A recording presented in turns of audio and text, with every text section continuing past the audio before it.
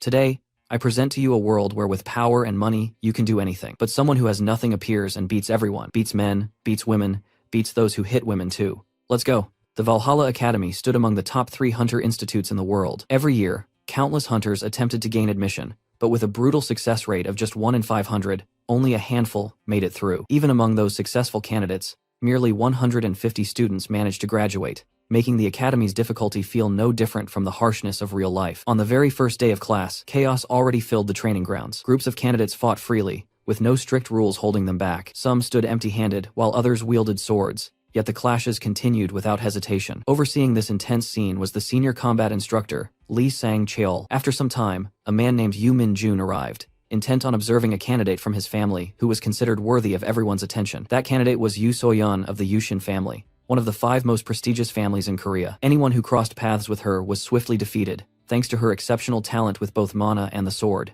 Although she was clearly a promising talent, she failed to attract significant interest from the instructor at first. However, the moment it was revealed that her family had successfully communicated with a constellation guardian, his attention was immediately captured. In this world, 5 chosen beings existed as constellation guardians. It was completely normal for hunters to receive blessings and protection from these guardians, or even form contracts with them. Each guardian possessed a distinct power. The Yushin family was connected to the god of the sword, the Jangsan family to the god of spirits, the Jin Choi family to the god of martial arts, the Oseon family to the god of fists, and the Gion family to the god of the bow. Since Yu So-yeon had already communicated with a guardian, she was regarded as a remarkable genius with overwhelming potential. Many believed that passing the academy test would be effortless for her. The event carried such importance that the entire world watched through live cameras. Her opponent in this highly anticipated match was Kim Joo-hyuk, the story's protagonist, who was also 17 years old. Even the instructors found themselves surprised by how calm the boy appeared, fully aware of the formidable opponent standing before him. Certain of her easy victory, So-yeon drew her sword as the fight began.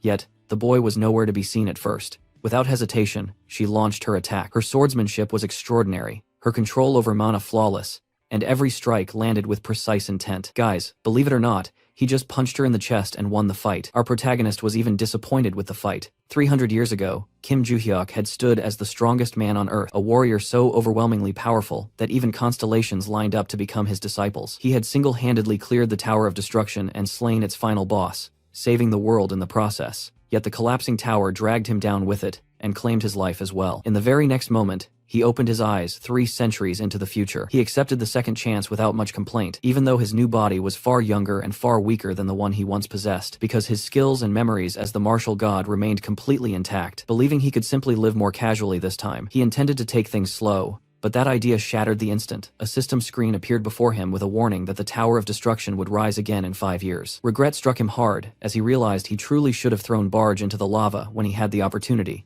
and now history itself seemed to be arranging a rematch. With firm determination, he resolved that this time he would destroy the tower so thoroughly that nothing would remain. Another message surfaced and instructed him to retrieve his weapons and memories from the 3rd floor, 5th room to the right, within Valhalla. While the importance of reclaiming his weapons was obvious to him, the mention of memories left him confused, though his immediate priority was simple and clear since he first needed to locate Valhalla. On the 4th day at Valhalla, the top 10 competition began, and an announcement summoned all participants to the arena.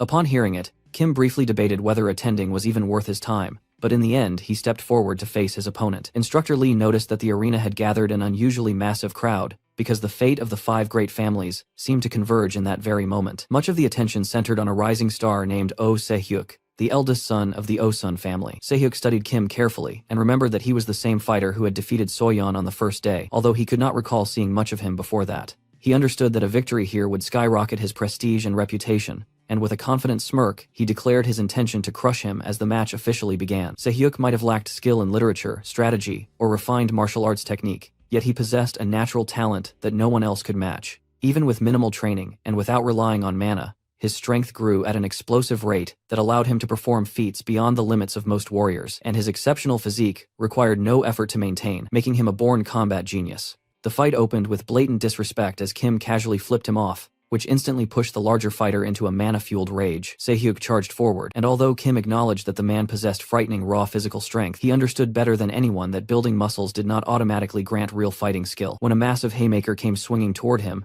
Kim barely tilted his head aside and allowed the punch to slice through empty air, making his opponent look ridiculous. He immediately punished the failed strike with a sharp low kick that destroyed Sehyuk's balance, and before the bigger man could even process that he was falling, Kim followed with a brutal palm strike that slammed him straight into the ground. Standing over him, Kim felt mild irritation because his current teenage body clearly lagged far behind the god-tier stats he once commanded, yet he remained unconcerned since he knew his mind carried enough experience and strategic brilliance to compensate for weaker muscles, and he was fully prepared to climb back to the top of the hunter rankings. The arena erupted into chaos as reporters scrambled frantically to understand how an unknown fighter had just dismantled a top prospect. From the stands, First King, Oh Chulshin, head of the Osun family, watched his son's humiliation unfold. He could not comprehend how Sehyuk, a fighter built purely for overwhelming power, had failed to dodge such a basic rookie attack. Realizing he had lost control, by unleashing a rare burst of magic in hopes of ending the match instantly, shifting his weight with confidence that Kim would be caught off guard. However, from the very moment Sehyuk initiated his move,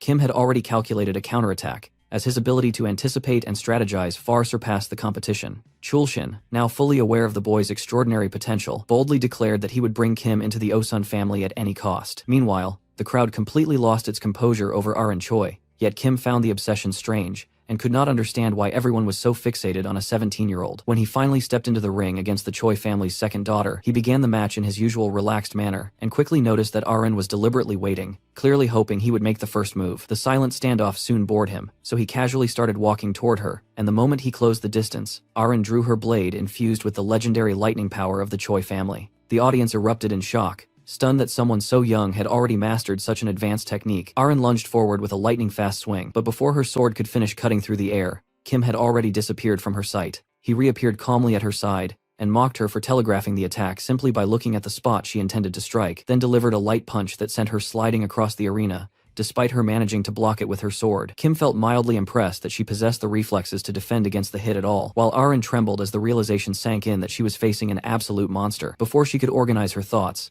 Kim dropped a 1-inch punch straight onto her blade, and the sheer force slammed her into the ground. Standing over her, he found her sword style oddly familiar but did not dwell on it, because with that victory, he had just claimed the #1 position in the rankings. Naturally, the media storm erupted immediately as reporters swarmed him in desperation for interviews or even a single quote, nearly tripping over each other while promising elite status and luxurious treatment if he agreed to join their organizations. Kim, however, cared very little and found the relentless questioning irritating, and when he lashed out at the press, social media exploded with discussions about his outburst and accusations that he had grown arrogant after reaching the top rank. Soon after, the top 10 members were formally welcomed into Valhalla, though the entire process felt painfully dull to Kim. He remembered the system screen instructing him to retrieve his weapons and memories from room 5 on the 3rd floor, and saw no reason to linger when he could simply collect what he needed and leave. Once the entrance ceremony concluded, the students were escorted to a virtual combat simulation room, where their instructor, Lee Goon, the former head of the Choi Guild, examined the class arrangement with visible confusion. Sitting in the front row were 3 prodigies from the 5 great families: Soyeon of the Yushin family, Arin of the Choi family, and Sehyuk of the Oseon family. Despite the claim that the selection had been random, the instructor found it suspicious that so many extraordinary talents had been grouped together, and Kim's presence in the same class only deepened his concern. Sensing potential trouble, he decided he needed to assert authority immediately. After introducing himself as the class instructor, he abruptly pressed a button that threw everyone into chaos. Confusion spread as the students suddenly found themselves standing in an open courtyard, while the instructor erected a protective barrier that concealed them from nearby monsters. As the class struggled to comprehend the dangerous environment, the instructor asked Kim whether he could handle all the monsters alone. Kim confirmed without hesitation, but the instructor interpreted that confidence as arrogance, since most students had only ever read about monsters and had never faced one in reality. Expecting the boy's ego to crumble, he urged him to stop pretending and admit he could not do it so they could move forward. Instead of backing down, Kim simply smiled, which irritated the instructor enough to demand what he found so amusing. Now intrigued, Kim questioned why such a trial was happening on the very first day, and suspected there must be a reward attached, so he asked what he would gain from completing the challenge. The instructor proposed a deal that if Kim fought the monsters, he would grant whatever request the boy made in return. After a brief moment of consideration, Kim accepted. The instructor, still unconvinced by the hype surrounding him, made a sarcastic remark, suggesting the kid had no idea how dangerous the simulation monsters truly were. Kim ignored the attitude entirely, and instead asked where his equipment was. Once he was finally given a sword, Kim stepped forward looking completely unfazed. Every eye locked onto him as he drew the blade, charged the monsters, and with a single clean swing utterly shredded them. Wave after wave fell before him, and as he fought, He recalled that it had been 3 years since he last wielded a sword, yet the weapon still felt perfectly natural in his grip. Back then, monsters had thrown the world into chaos and forced humanity to rely on whatever weapons they could obtain, though the sword had remained one of the most trusted and widely used choices. Lost in that thought, he suddenly sensed a creature creeping up behind him and struck it down instantly before it could even touch him. Watching the battle unfold, the instructor grew deeply intrigued and wondered how such an ordinary sword, with no magical traits, allowed Kim to slice through monsters so effortlessly, almost as though the blade itself were absorbing them. Nearby, the 3 elite heirs from the great families observed the spectacle with equal fascination. After finishing off the remaining creatures,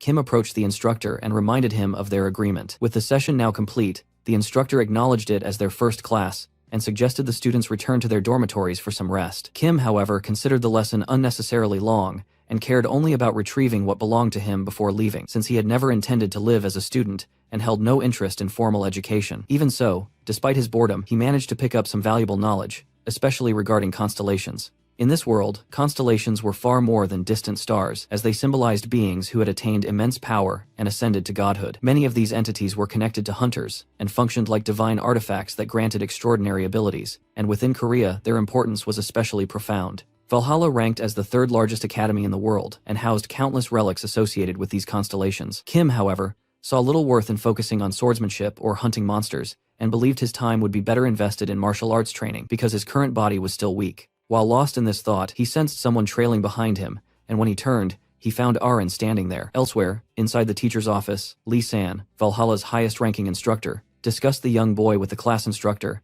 and admitted that it was difficult to believe a mere high school student could accomplish such astonishing feats. The instructor revealed that he had deliberately released 120 virtual monsters during the combat simulation, expecting it to pose a serious challenge, yet Kim had eliminated every single one, despite never having faced real monsters before. Their conversation shifted toward Kim's background, and Lee San observed that the boy lacked any obvious exceptional traits, which only made his performance more puzzling. When asked about his past, Lee San explained that Kim was an orphan who had grown up in a dangerous region. The instructor briefly suspected that he might be a forger, but Lee San dismissed the theory, stating he had conducted a thorough investigation and found no sign of deception, and he further questioned why a forger would attempt to enter Valhalla only to attract attention during the entrance ceremony. Lee San then mentioned Kim's desire to access the Constellation Room, which the instructor confirmed, noting that the boy intended to enter it after the first semester. To support this request, Lee San had already sought permission from the headmaster to allow Kim access to the first-floor basement, while personally taking responsibility for him. Although the instructor appreciated the effort, he voiced concern about the restrictions placed on the upper floors, but Lee San reassured him that reaching the first floor should not be difficult if Kim moved quickly. The instructor remained uneasy about the challenges ahead, particularly since his class already contained 3 elite students from the top families. Yet Lee San attempted to calm him by bringing up an exchange student from the Ventric family assigned to another class. The moment the instructor heard that Rockdil Ventric, who had been expelled from the British Academy for misconduct, was now enrolled, he felt a strange sense of relief, knowing his situation could have been worse. Meanwhile, when Kim turned to identify his follower, he came face to face with Aaron, the Choi family's daughter, who approached him with a request that he teach her swordsmanship. As he turned away, she persisted and repeated the request, but he refused immediately, and when she demanded a reason, he sharply questioned her insistence. Growing frustrated, he made it clear he had no intention of teaching her before walking off. The following day in class, Kim reflected on his ongoing struggle with magic and his inability to properly control mana, realizing that overcoming this weakness was essential for his growth. While absorbed in thought, he noticed someone standing before him. It was Rockdil Ventric, accompanied by his attendant, Yuria de Felix. Kim questioned who they were,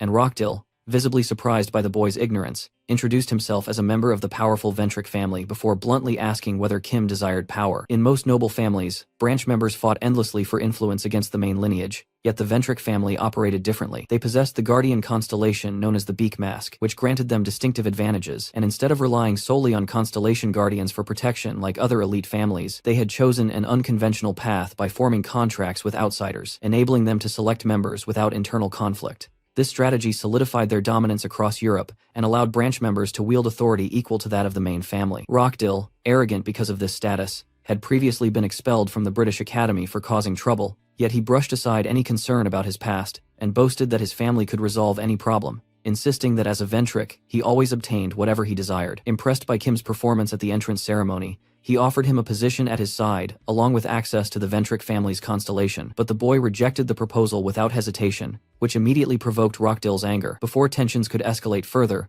Valhalla's head instructor Lee San intervened and ordered Rockdale to return to his seat. Rockdale reprimanded him for addressing him by his full name, yet Lee San reminded him that regardless of the Ventric family's influence, Academy rules still applied. Rockdale complied but smugly warned Kim that they would meet again after class. Later, while returning to his dorm, Kim felt irritated that he had made no progress toward reaching the Constellation Room, and he recalled his earlier encounter with Rockdale, during which he had learned that guild scouts and outsiders were already gathering information about him within the academy. As he tried to clear his thoughts, he once again sensed a tail, and turned to discover Aaron following him yet again, still pleading for sword lessons, but he had completely run out of patience, and bluntly reminded her that he had already refused. Across the campus, the atmosphere darkened considerably as Rockdale spiraled into a furious meltdown and smashed a lantern in pure rage, unable to tolerate that an unknown orphan like Kim had embarrassed him before everyone. Consumed by anger, he ordered his assistant Yuria to summon Dasara immediately, clearly plotting something malicious to settle the score. When Yuria hesitated and remained motionless, he grabbed her by the hair, questioned her loyalty,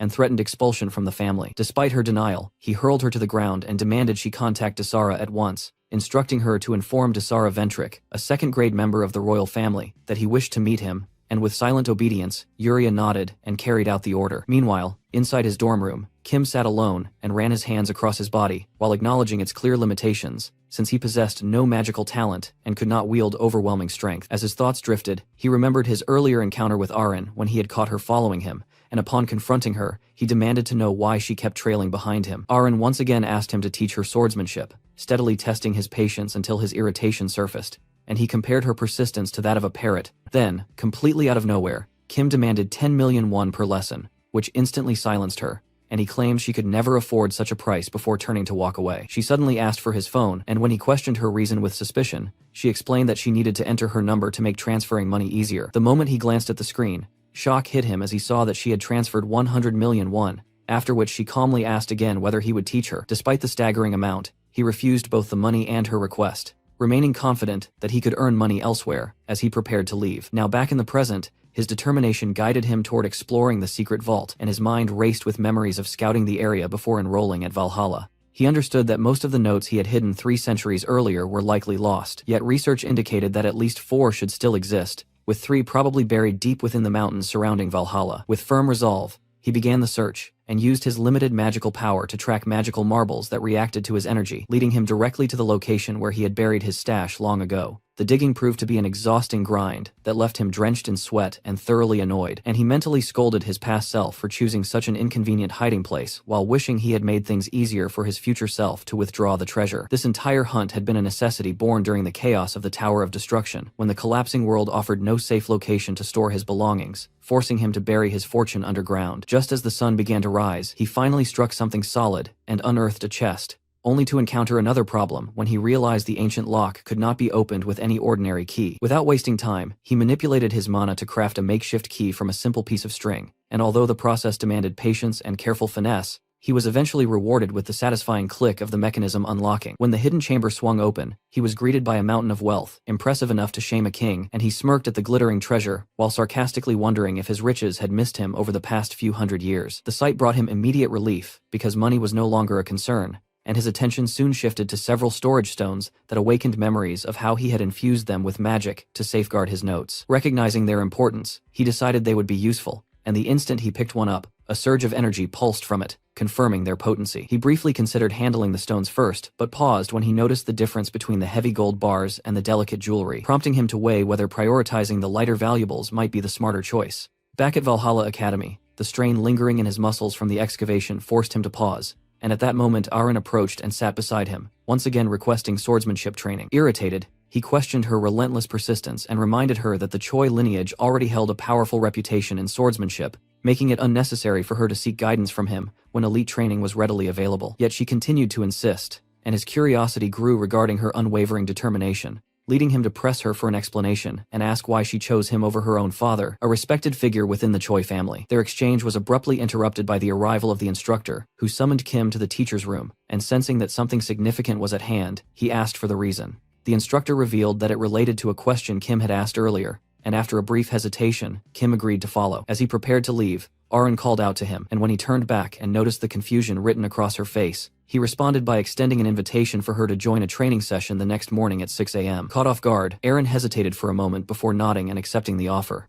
Inside the teacher's room, The instructor immediately got to the point and informed Kim that his request to enter the Constellation Room had been approved, though with a strict limitation that he could only access the basement floor and nothing below it. Curious, Kim asked when he could visit, and the instructor suggested that he could go that very night, which Kim accepted without hesitation and surprised the instructor with his eagerness. When night arrived, the instructor led him to Valhalla Academy's heavily guarded treasure, known as the Constellation Room, and noticing the extreme level of protection, Kim remarked that the defenses there were even stronger than those at the main gate. The instructor explained that the importance of that room was exactly what made Valhalla one of the top 3 academies in the world. While admiring the massive exterior walls, Kim pointed out that they were reinforced with multiple magical protections except for the entrance, and out of curiosity he asked how someone might reach the second floor, while joking that it might require illegal methods. The old instructor clarified that such an act would not make him a criminal but would lead to immediate expulsion, and he also warned him about losing his sanity before even leaving the academy. Confused, Kim asked what he meant, and the instructor explained that the second floor was extremely dangerous because exposure to the raw power of constellations could instantly drive people mad. Watching the boy carefully, he wondered about his true intentions and whether he truly wanted to go deeper or was uncertain,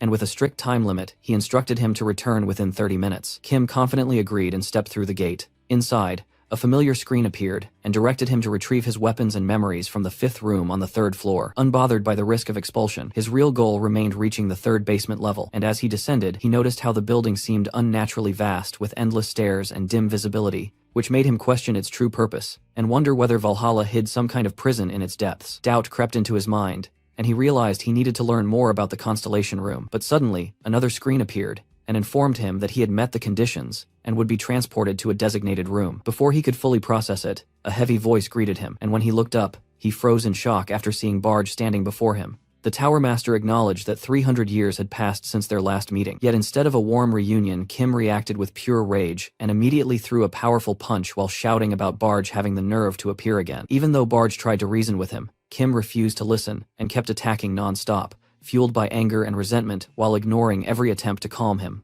The Tower Master warned that he would retaliate if this continued, but Kim did not stop, and after one final punch, Barge was knocked down. Even while consumed by fury, Kim muttered that he was not usually a violent person before continuing to slam him anyway, unloading all his frustration and blaming the Tower Master for destroying his future, his wealth, his honor, and the years he had spent training disciples. He only stopped when Barge asked whether he wanted to understand more about where he was. According to the Tower Master, the space existed within a relic, and the Barge before him was only an embodiment, while the real Tower Master had died 3 centuries earlier. This revelation confused Kim and led him to ask whether Barge had always been inside the relic, and Barge excitedly confirmed it, while also revealing that he had become a constellation. That answer only irritated Kim further and made him punch the Tower Master again in frustration. Outside, the instructor continued waiting until he was surprised to see Kim emerge, and when he suspiciously asked if anything strange had happened, Kim denied it, and they went their separate ways. While walking back, however, Kim could not stop thinking about his encounter with Barge. Back at the Constellation Room, Kim wondered whether Barge had been the one sending him notifications,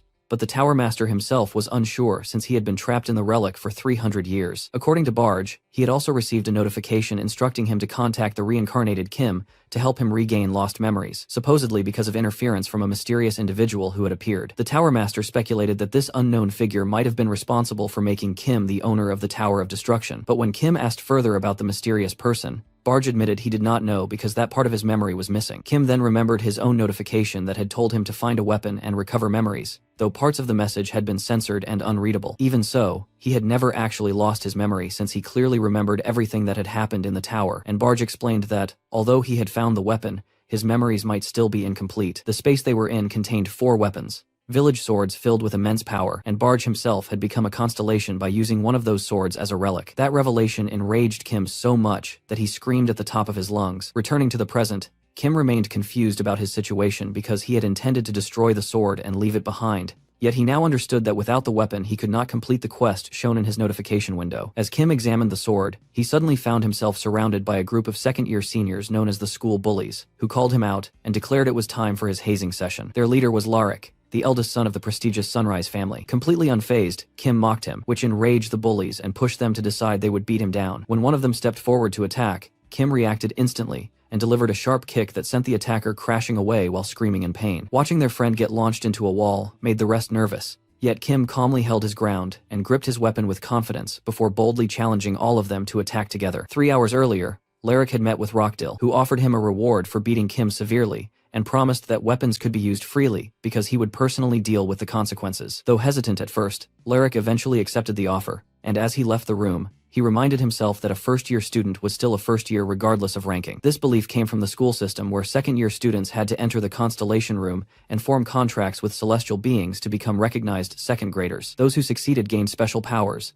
and Lyric believed that as one of them, he could easily overpower Kim. Back in the present, that confidence faded quickly as he watched Kim effortlessly crush his classmates. Even so, the bullies refused to retreat and kept charging one after another. First, a fat student pulled out a mana-loaded knife, but before he could act, he was struck straight on the head. Immediately after, another bully attacked with a staff using all his strength, yet Kim calmly sidestepped and cracked him across the face in one clean motion. Seeing his companions flying helplessly, Lyric was stunned because by logic, second graders should have more experience than a first grader, yet his group could not do anything against Kim. He started realizing that even though Kim held back, the damage they took was still serious. With most of them already down, Kim challenged the remaining trembling students to come forward, which pushed Lyric's frustration to the limit. Furious, he drew his sword and rushed in, but before he could strike, Kim simply pressed the sheath of his still-sheathed sword into Lyric's stomach and dropped him to the ground in pain. As Lyric lay unconscious, Kim woke him with a slap and demanded to know the reason for the attack. Lyric claimed it was just ragging, but Kim saw through the lie and pressed further, sensing something more behind it. Even under pressure, Lyric stayed silent, which unexpectedly earned Kim's respect. Turning away, Kim declared he was leaving, but before he could go, Lyric warned that once news spread, he could face expulsion. Kim calmly replied that the school would also learn how a group of second graders had been completely defeated by a single first grader, and after delivering a stern warning, he walked away. Meanwhile, Rockdale waited for Lyric's call to confirm the job was done, but when the call finally came, he was shocked to hear Lyric declaring that he was backing out completely. Lyric even warned him to stay away from anything involving Kim, which left Rockdale confused. Just before ending the call, Lyric casually suggested reporting Kim to the administration, which instantly caught Rockdale's interest. Hoping to exploit the situation, he asked whether any students were injured enough to use for leverage, and even offered Lyric the promised payment again. Lyric rejected the offer outright, saying they had lost in an honorable fight and he would not stoop lower. With that, he ended the call and left Rockdale furious. In a rage, Rockdale smashed his phone and turned to his assistant to ask whether she had contacted Desera, and she confirmed that since Desera lived far away, it would take some time for him to arrive. Meanwhile, at Mexico's Aripia Academy, Desera Ventrix sat right on top of a pile made from defeated opponents while casually answering a call, and Rockdale's assistant informed him about a profitable opportunity, where Rockdale wanted him specifically to take care of someone named Kim Joo-hyuk in exchange for a hefty reward. The offer thrilled Desera because he had been struggling with money ever since being chased out, and now with this new chance, his fortune seemed ready to turn around. The next day in Valhalla's training room, Kim was ready to train when he suddenly heard Barge's voice and was caught off guard. The Tower Master spoke from inside the sword, which made Kim briefly think he had appeared physically, but Barge quickly denied that. As the young boy began stretching, he questioned Barge about the sword, since the weapon had originally been an artifact kept as a valuable possession inside Valhalla, yet Kim had still walked out of the room with it after their conversation. The Tower Master reassured him that he had replaced it with a replica, so there was nothing to worry about, and when Kim asked more, Barge explained that he had gained the ability to create replicas ever since he became conscious. While Kim continued warming up, Aaron arrived fully prepared for the training session he had promised, yet she was confused when Kim revealed they would start with stamina training and told her to stretch immediately. She followed his instructions while Kim understood in his mind that increasing her stamina would also improve her mana control, since the Academy's training system was flawed because students focused on mana before building stamina. Aaron, for example, possessed huge mana reserves, but only the endurance of an ordinary sword-using student. So Kim decided to build her foundation properly by starting real stamina exercises like push-ups, squats, and deadlifts, and as she pushed through exhaustion, she was shocked to learn there was still a 20-kilometer run left.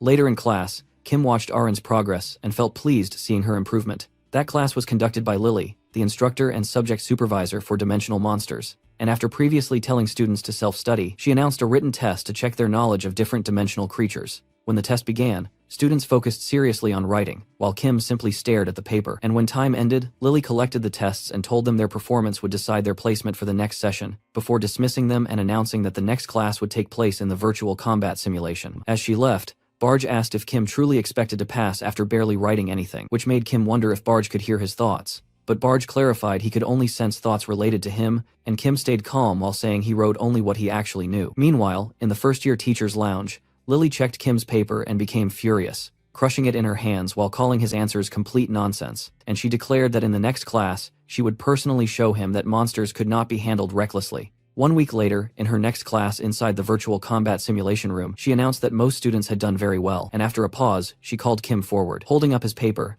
She angrily revealed he scored 0, and pointing to the first question about dealing with rock goblins, she showed his answer of stabbing it in the stomach. Her frustration grew as she flipped through the pages and showed that all his answers were blunt, overly simple, and focused only on killing monsters directly without strategy or context. She explained that rock goblins had B-rank defense, and an ordinary sword should not work, yet Kim still wrote he would use a sword and finish it in one strike, so she placed him in a simulation against a rock goblin, and said if he defeated it using his own method, she would reconsider his score. Kim accepted, and casually walked toward the goblin while Lily watched nervously, unsure of what he would do, and when the goblin lunged, Kim reacted instantly and drove his sword straight into its stomach, dropping it immediately exactly like his answer had described. The goblin began cracking and then disappeared completely, leaving the whole class, including Soyeon, shocked that he had done it with no magic, just one clean kill. Embarrassed, the teacher demanded an explanation, knowing that killing a rock goblin with only a sword normally required at least an A-rank contractor, and Kim confidently said he had proven himself. For his next answer, he was placed before a group of jungle goblins known for terrible tempers, and although he saw 3 goblins in front, 5 more were hiding in the darkness, ready to ambush him the moment he made a mistake. Lily believed that even with a sword, the fight would not be easy, yet in the very next instant, Kim moved, first leaping forward,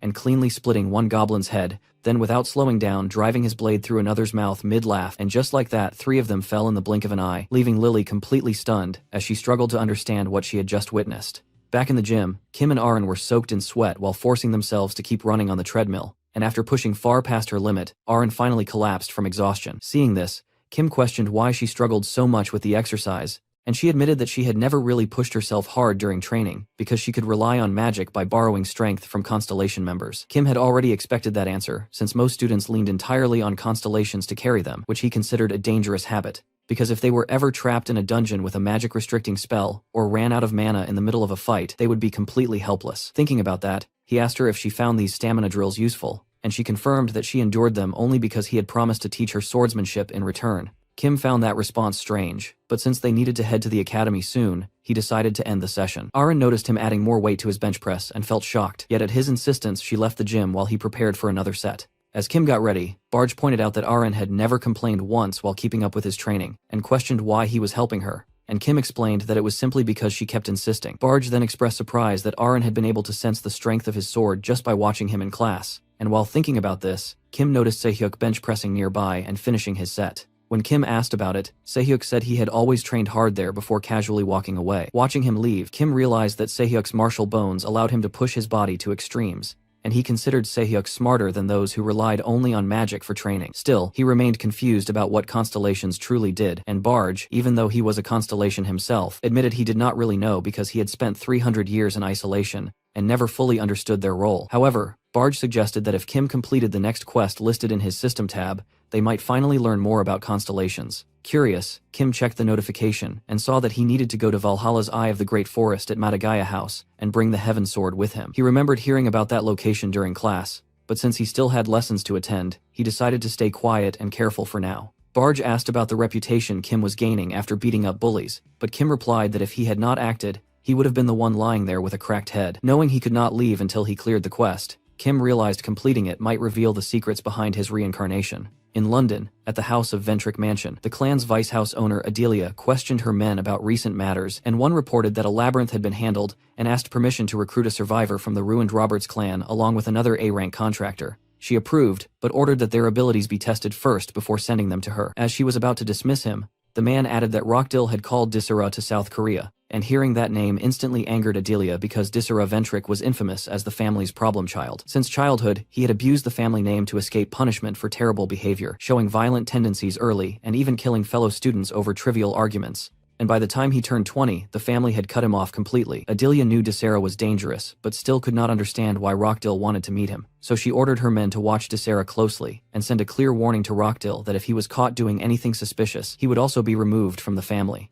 After the man left, Adelia remained alone and furious at her brother for using their family's power so recklessly, and as those thoughts circled in her mind, she looked toward a mysterious door marked with the words, "All for one," believing it belonged only to her. Lost in that belief, she turned to the portrait behind her, showing a figure wearing a beak-like mask, addressed it as her guardian constellation, and quietly sought reassurance while remaining convinced she was on the correct path. Inside the Valhalla classroom, the instructor was explaining about criminals who abused constellation power for wicked purposes, and among those dangerous people, the most notorious group was known as One God. While the lesson kept moving forward, Kim drifted away into his own thoughts and started thinking deeply about his own body, and about what kind of potential it really had. He wondered if he also had the talent to control mana while at the same time building a strong and powerful physique, and the thought itself felt very strange to him. When he first attempted chi circulation inside this new body, he had barely managed to finish because of serious mana issues, and his body had been so weak that even basic shoveling work had left him soaked in sweat. He briefly wondered if something had happened to this body long ago, but he quickly pushed that idea aside because there was no point stressing about it now, since this was his body anyway. While he was still lost in those thoughts, Soyeon quietly passed him a small note from her desk, and the note simply said, "Hey," and that small action made him feel nervous. In the next class, the instructor announced that students were allowed to leave the academy grounds for 1 full week, and this was exactly what Kim had been waiting for all along.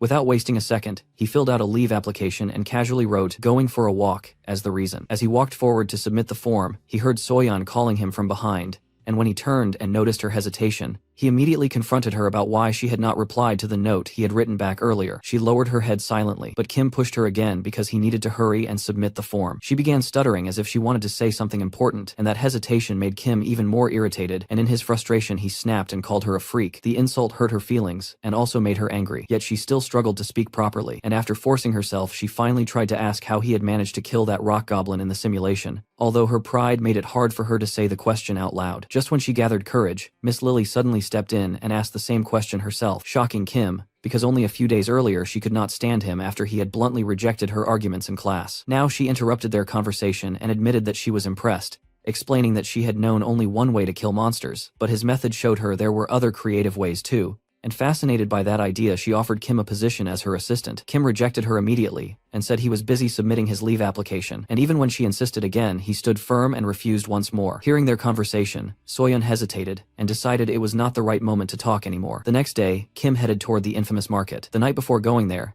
he had been sitting in his room scrolling through his phone while Barge asked what he was searching for, and Kim explained that he was trying to find the location of a place he planned to visit because he needed somewhere to sell the treasure he had discovered in the vault. While searching online, he quickly found the market he had in mind, which was a special marketplace that allowed people from all over the world to trade freely after paying an entry fee. It was often called a black market because even criminals and shady individuals were allowed to trade there. Normally creating a market like that would be impossible, but this one operated under the protection of a guardian constellation called the Hidden Ruler. And because of that protection, even high-ranking people used it openly, while governments ignored it. Kim found an online guide explaining how to gain entry, which said to leave a reservation comment in order to receive a nearby entry location, and when he scrolled down, he found a link. Just as he was about to click it, a message from Arin appeared, saying she could not attend training the next day because she had to go out. Kim did not mind because he also had plans to go out, and after they exchanged goodbyes while Arin spammed him with cute rabbit emojis that annoyed him, he ignored the spam and clicked the link, which gave him the exact location he needed. Back in the present, Kim moved toward the place shown in the link,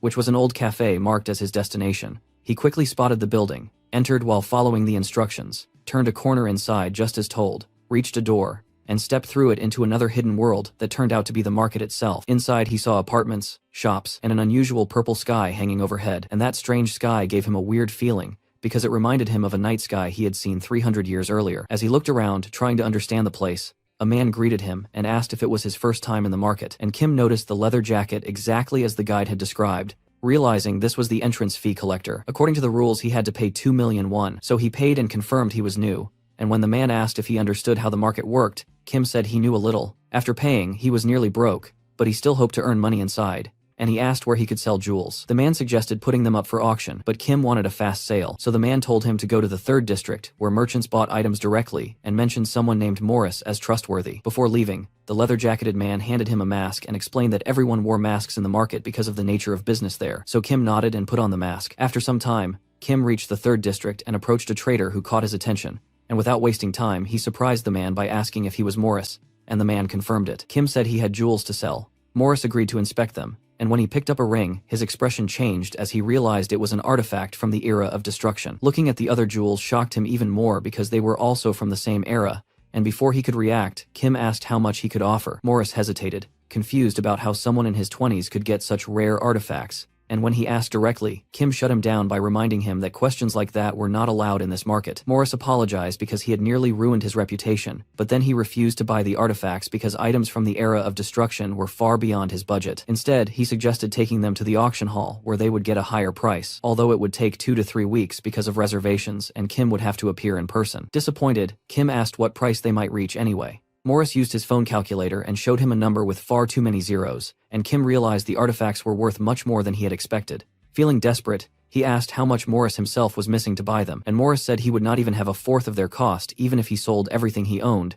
yet Kim still offered to sell them at that price, which left Morris completely shocked. Artifacts from the era of destruction were already sold for very high prices simply because of how ancient they were, but there was another reason that made them even more valuable. After that terrible era ended, constellations began appearing in the world, and many of those constellations reacted very strongly to relics from that time. There were even cases where completely powerless people managed to form contracts with S-ranked constellations because of artifacts like these. While inspecting the ring carefully, Morris noticed that it still carried lingering mana from that chaotic age, and all the known signs were there, clear proof that the item was genuine. The fact that he was getting 8 such artifacts for such a small price left him completely stunned. He paid Kim, started placing the rings into a bag, and prepared to end the deal for the day, but just as he finished, he froze when he saw a tall masked figure silently standing right in front of him. Meanwhile, Kim was already outside the market, breathing a long sigh of relief that he had gotten out safely. He went back to the same old cafe he had entered earlier, but this time, the important news was that his money problem was finally solved. Just one glance at his bank balance was enough to make him smile,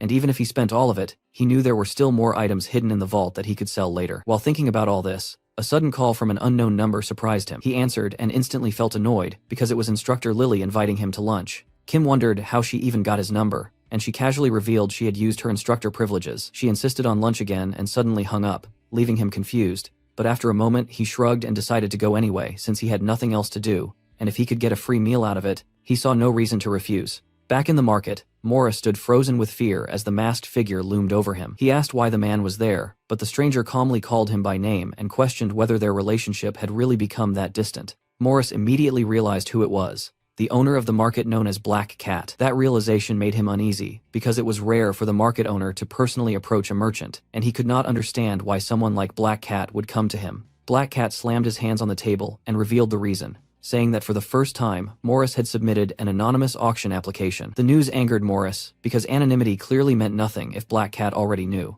But the market owner explained that he was not the true owner of the market, because his constellation was, and since he served that constellation directly, he could access any information the master considered necessary. After that explanation, Black Cat demanded to see the items Morris planned to auction. Still irritated, Morris agreed, though it felt strange, because even if the artifact was from the era of destruction, it was unusual for Black Cat to show such personal interest. Morris took out the bag, and as Black Cat checked the contents, his expression changed immediately. The rings caught his attention at once, and he muttered that these pieces would sell for an enormous price. Morris felt confused by the reaction, but before he could react, a notification window from the constellation system began flashing before Black Cat. It reported that a constellation from the opposing side was visibly startled, and that single detail made Black Cat freeze because it meant that constellation desperately wanted the ring. Inside a comfortable restaurant within Valhalla, Kim and Lily sat across from each other at a table filled with many dishes. Lily twirled pasta on her fork, tasted it, and smiled while praising how delicious it was, but Kim stayed silent and looked away, not touching his food. Lily noticed his distance and asked why he was not eating, and he finally responded by wondering why a place like this even existed inside Valhalla. Lily explained that besides the cafeteria, there were special restaurants meant for faculty members as well. Kim showed little interest and simply asked the real reason she had invited him there. As he finally began eating, Lily revealed her true purpose and said she wanted him to become her assistant. Kim refused quickly, but Lily told him to think about it before answering so coldly, and she listed the benefits, including a scholarship, a chance to co-write a thesis with her, and prestige from becoming known in monster research. She added promises of more access to the outside world, future opportunities, and recognition. Yet Kim remained unmoved because none of it mattered to him. He was focused on something else, finding the Eye of the Great Forest, an artifact linked to his academic evaluation, and his priorities were elsewhere. Even when Lily hinted about sensitive information like details about Choi Arin and his possible expulsion, Kim stayed indifferent, stood up, and said he had heard nothing useful and would leave. Lily grew frustrated and said that since she had shared information, he should share something back, but Kim said he never asked for it. Then he casually questioned her teaching style, asking why someone childish in personal matters was strict in class. Lily answered seriously that her strictness came from responsibility, because in monster hunting, students' lives depended on proper training, and even small mistakes could be fatal. Kim seemed to understand and gave a small smile, then walked toward the exit. As he left, Lily asked him to repay her for the information, but Kim put his hands in his pockets and walked away, saying he owed her nothing. At the grand estate of the Choi Jin family, the patriarch Choi Jin Zok, known both as the guildmaster of the True History Guild and the head of the Choi Jin clan, sat at a table with 2 younger members of the family. Across from him were his eldest son, Choi Jin Jian, the guild's attack leader, and his illegitimate daughter, Choi Arin. The purpose of this meeting was clear. because with the selection for the family's heir approaching, Jinsuk needed to understand their intentions. He placed the Blue Moon Sword before them, a sacred relic that symbolized the family's recognition of its rightful heir. The rule was simple but cruel, since anyone who failed the selection would be removed from the family entirely. Despite the heavy risk, both Jin Jian and Arin agreed to participate. After the meeting ended, Jin Jian approached Arin with smug confidence and mocked her for being an illegitimate child, accusing her of chasing a position she could never claim. His words were sharp and cruel as he warned that she had no constellation protection while he already held a formal contract, so she was not worthy of the role. Arin stayed silent and swallowed the pain, yet her clenched fists showed she had no intention of giving up. After Jin Jian left, she remembered her mother's tired face and the promise that she should become the head of the family and live freely without chains, and that fading memory strengthened her resolve. Meanwhile, back at the academy, Kim sat quietly in class while the instructor explained details about the upcoming midterm exams. Barge worried about how unprepared Kim seemed, and was surprised that he did not even know the exams were close. Kim admitted he had not paid attention in class, and that mistake was catching up to him. The instructor reminded everyone that midterms in Valhalla were extremely important for anyone hoping to survive and succeed there. The class listened carefully while he explained the importance of both midterms and finals, and he warned that the student with the lowest score would be expelled. With that harsh reminder, he told them to do their best. Kim listened silently but knew in his mind that the written exam mattered more than the practical one. As his thoughts wandered, he wondered how he had even reached this point when his original goal had been reaching the Great Forest. He noticed Barge standing with hands clasped and asked if the Tower Master had ever attended classes, and Barge confirmed it while still seeming unsure. Kim casually said Barge would write the test for him, which shocked the Tower Master and made him uncomfortable because he thought it was unfair, but Kim insisted he would still get help. After class ended, the instructor wished everyone luck, and students began packing their things. Kim was about to leave when Arin approached and asked if they would train today, and he asked why she was asking. When she said she wanted to improve her swordsmanship, Kim realized it was time to deal with her lack of proper training. He said their earlier sessions had not focused on swordplay, but now he would show her how to wield a sword correctly. They went to the training hall where Arin stood ready while Kim held a sword. He pointed at her and asked how long it had been since she practiced with her weapon, and she admitted she had not practiced since starting strength training with him. After asking a few more questions, he told her to draw her sword. Arin pulled out her blade and followed his advice to shift her grip and lock it with her ring and pinky fingers, and the change was immediate. She was shocked by how stable the sword felt, and how the blade's aura settled into a rhythm she had never felt before. Kim watched closely and told her to attack him with all her strength. Arin took her stance, felt lightning energy surge through her body, and rushed forward like a bolt. Kim blocked easily and praised her sudden speed. The lesson continued as Kim told her to stop being sloppy with the mana flow in her legs. Arin reset and attacked faster, but Kim dodged smoothly and tapped her back, telling her to focus on body rotation. Her sword hand began shaking from intensity, yet she stayed hooked on his advice and refused to stop. They clashed again and sparks flew as their blades collided. Even as Arin improved mid-fight, Kim still blocked calmly. The longer they fought, the more tired she became, yet she grew sharper with every exchange. She was exhausted but realized his simple advice was like a cheat code for her sword skills. After an hour, the session ended, and Kim noticed the time. Arin collapsed on the floor, breathing hard and shaking from exhaustion. Kim calmly set his sword down and moved toward the booth while she lay there recovering. As she rested, Arin thought about how much her swordsmanship had improved since the entrance ceremony. She knew she had become stronger, though she still could not match Kim. After wiping sweat from her face, she gathered courage and asked if he would spar with her next time. Kim thought about it for a moment, remembering how talented she was and how her skill had grown since training began. He remembered sensing her talent at the entrance ceremony, though now it felt different because she used a breathing technique. Even so, he smiled because training her had helped him too, and 300 years ago she would have been worthy of becoming his disciple. When she asked about sparring again, Kim jokingly refused, and Arin accepted calmly, showing she understood. She knew following his guidance would make her stronger. Kim felt surprised by her reaction, but he finished the session. 2 weeks later, at Valhalla Stadium, a huge crowd of students gathered together, and Soyeon stood there holding her sword while thinking that this was her first time returning to this place since the entrance ceremony. Sehiyuk was also somewhere in the crowd and noticed how many freshmen had gathered, while Arin stood confidently among everyone, and Kim, standing nearby with his hands in his pockets, looked quietly curious about what was happening. Barge explained that their teacher had informed them about this gathering 2 weeks earlier. Suddenly, the atmosphere changed when a loud, commanding voice echoed across the stadium, signaling that an announcement about the midterm exams in Valhalla was about to begin. All the students stood attentively as the announcement about the mid-stage practical assessment was delivered, and this time, the assessment would involve a dungeon attack. As Lee spoke, the ground suddenly shook and startled everyone present, and he revealed that they would team up to enter artificial dungeons as several dungeons appeared around them. Students were free to form their own teams, with 8 people recommended per group, though numbers could be adjusted if needed.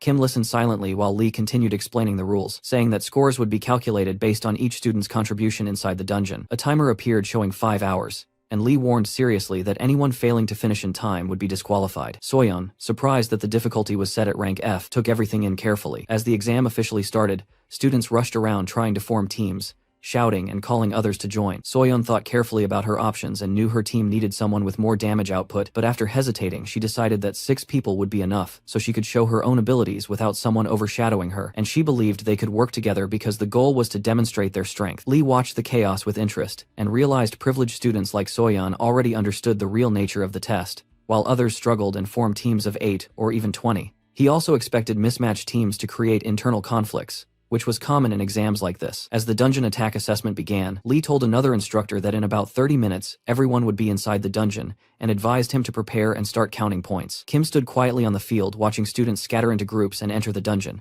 and he wondered if those who entered first had already started earning points. Arin also stayed behind while observing others. Kim approached her and asked what she planned to do since almost everyone else had already entered. She replied that she would follow his training instructions. Kim, slightly confused, realized she was trying to follow what he had taught earlier, and he told her he was going into the dungeon alone and suggested she do the same. The girl stayed firm and watched Kim walk toward the dungeon entrance. Some students saw her standing alone and asked if she was Choi Arin, inviting her to join their team to complete their group of 8, but she refused and said she would go in alone. When one student warned she would be disqualified, Arin calmly replied that Kim had said it would not be difficult, then entered the dungeon and slammed the door behind her, shocking everyone. Meanwhile, the stadium was now empty, and the observation room was filled with teachers and staff watching screens showing student progress. As students fought monsters, scores began appearing on the displays. Youngkyung earned 2 points. Bae, a girl clutching her backpack in fear, earned 3. Yun, looking confident, scored 1. Lee watched carefully, while another instructor quietly said everything was going as expected. The calculations were strict but accurate. Lee, once known as a clear master during his soldier days and someone who had achieved a dungeon clearing rate of 99%,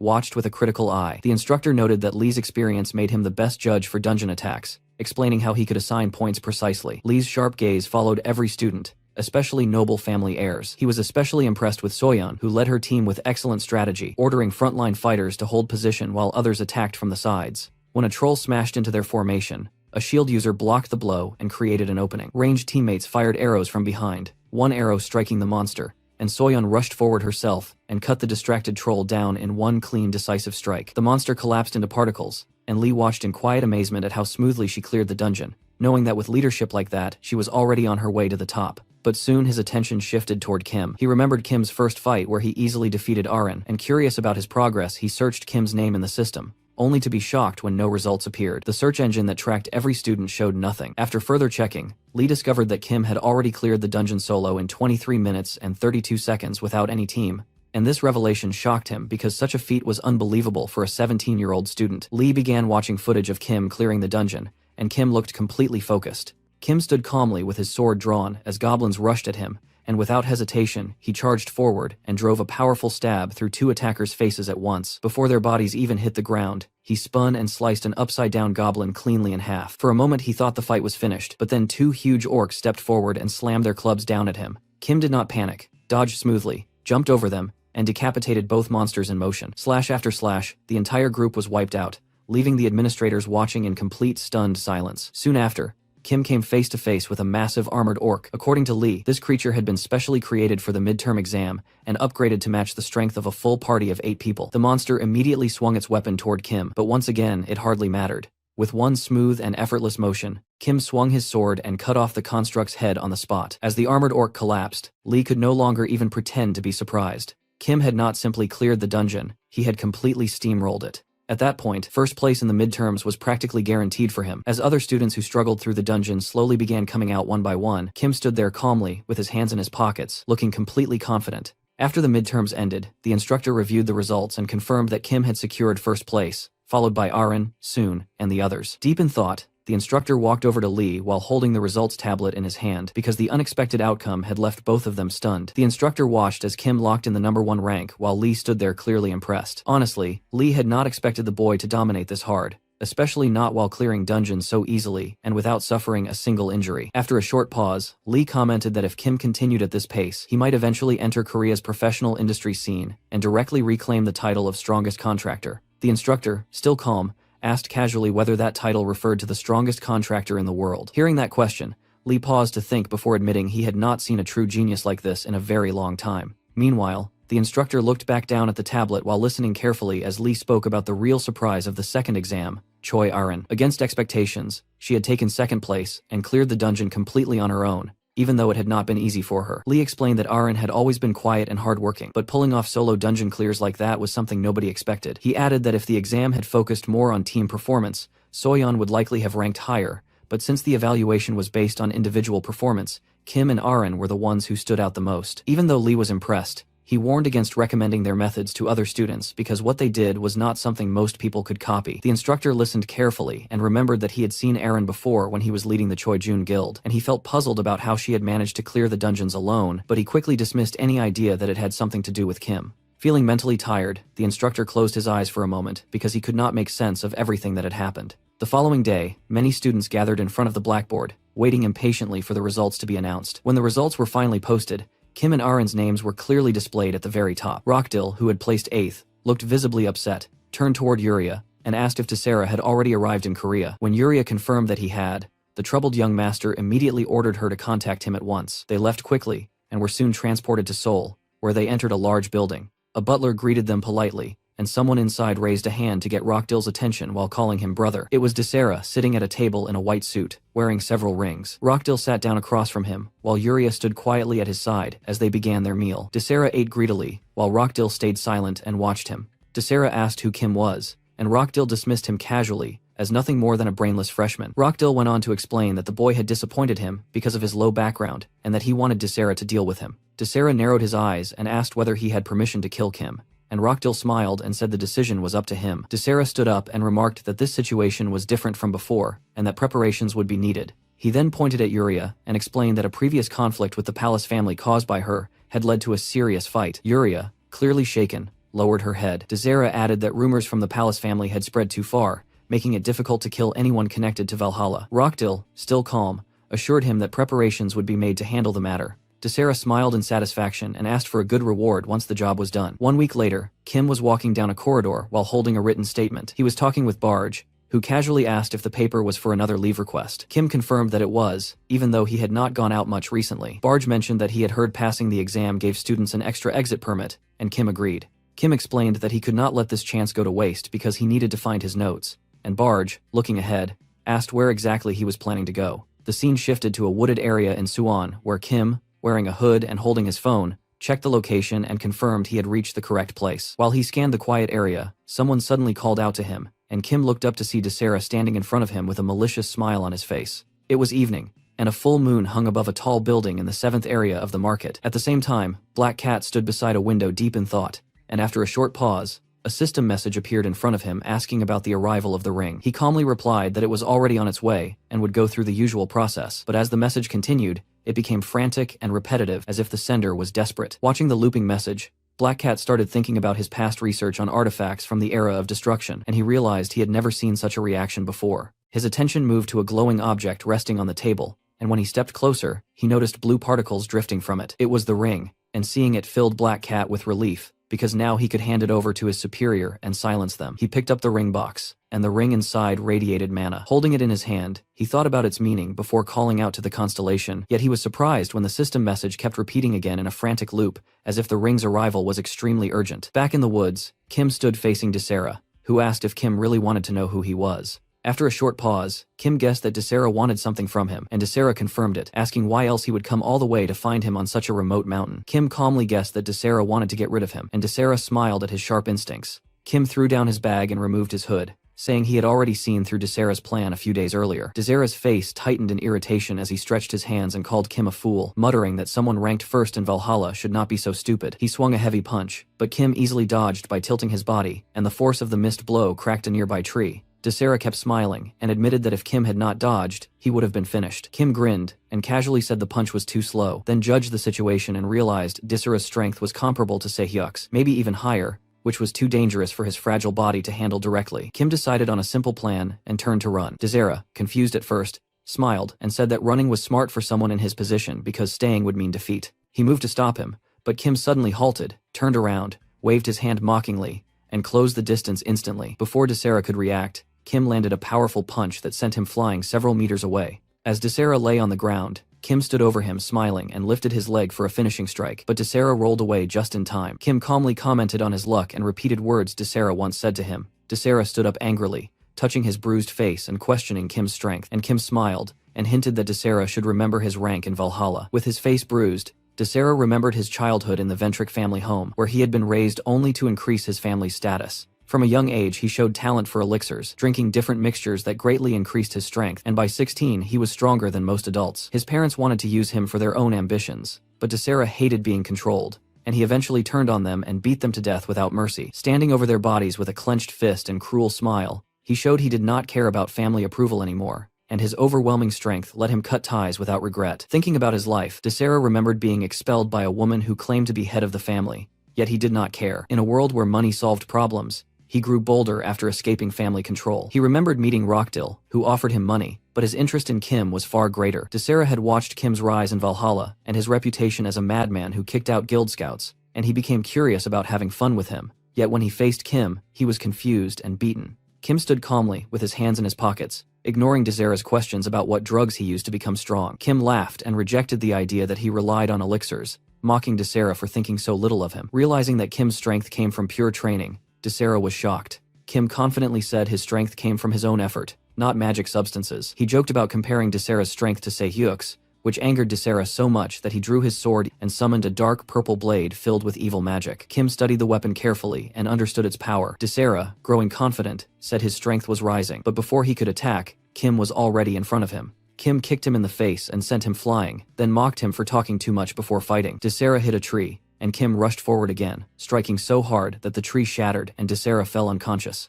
Kim grabbed him by the hair, lifted his head, and mocked him, saying someone who drank elixirs would not die easily. He said he would spare him if Desera only wanted to hurt him, but since Desera wanted to kill him, he could not let him go. As Kim prepared another punch, then struck again while Desera screamed for him to stop. Back at the Valhalla dormitory, Rockdill sat in his room thinking Desera should have finished Kim already because of his temper. He assumed Kim was dead, and felt relieved it did not happen on academy grounds. His phone vibrated, and when he answered, he heard silence. He tried again, and heard Desera's painful groans, and realized something was wrong. Rockdill was shocked when Kim's voice mocked him, and said that if Desera died, he would burn incense for him. Rockdill hung up immediately, shocking Kim, who was annoyed. He hung up and then looked at the beaten Desera and wondered what to do next. Back in the dorm, Rockdill sat thinking while Yuria entered with tea, but he dismissed her. She tried again, and he shouted at her to get lost, furious that Kim had ruined everything. He knew the news would soon reach the Ventric family, making things worse. Rockdill's frustration grew as he realized the size of the problem. Even though he tried to comfort himself by thinking Kim was just an orphan with limited influence, he still knew he could not afford to be careless.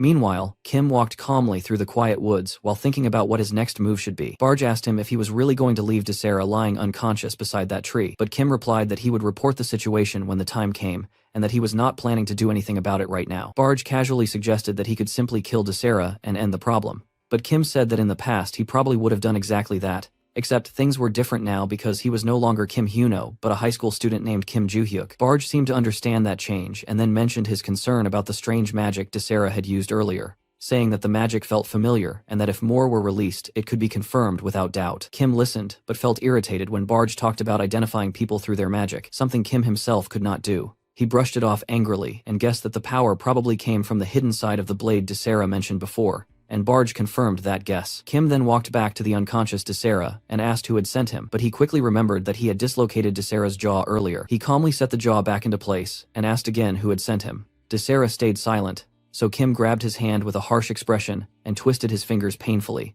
warning that if he did not speak, he would break every finger. After some time, Desera finally revealed that Rockdill Ventric had sent him. Kim wondered if that was the same person who had caused him trouble before, and asked about Desera's origins. Desera, smiling through the pain, said he was a Desera of the first kind and worked as a mercenary. Kim recognized the term but dismissed it as meaningless and called him a pathetic thug. Desera, clutching his injured fingers, explained that the first species worshipped the hidden side of the blade, and that he had made a contract with the constellation connected to it. Desera smiled and said that if he had prepared better, the fight would have gone differently, and he would have defeated Kim. Kim fixed his hair with a smirk, called him a fool, and said that if Desera had quietly revealed who was behind him earlier, he might have been spared.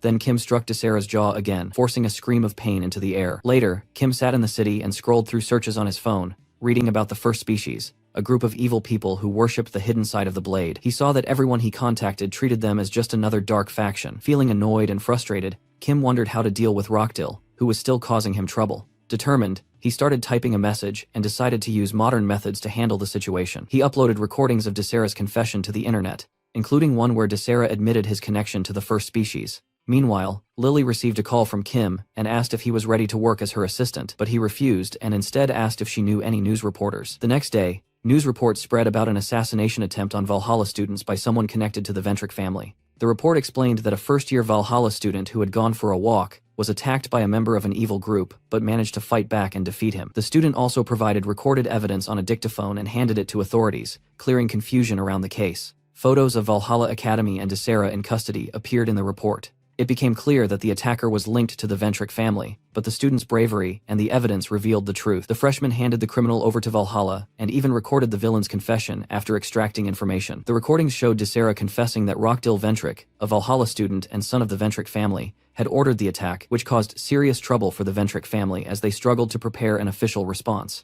Meanwhile, many people in online comments guessed that the student who defeated the attacker was Kim. Others said the information had already spread everywhere, and some mocked the Ventric family for sloppy work, saying it was ridiculous to think they could challenge Kim. Kim sat with his feet on the table and read the comments with a smile. Barge noted that for someone who had lived 300 years ago, Kim had adapted well to modern technology and modern warfare. Kim explained that by staying updated with news, he could adjust to the present and become who he needed to be. Barge said this raised Kim's reputation, and Kim replied that he had only tried to frame Rockdill, but the media rushed to publish it and ruined the Ventric family's reputation. Soon, an announcement about the Ventric family's official stance was released. Adelia, the head of the family, appeared and gave a formal apology to the students of Valhalla Academy. She said the attack was carried out by Desera, who had already been exiled from the Ventric family. She claimed Desera's confession about Rockdill giving orders was a lie to escape punishment, and the Ventric family denied involvement. Even though Desera was exiled, the family still felt responsible and wanted to make amends. Adelia announced she would personally visit the victim to apologize,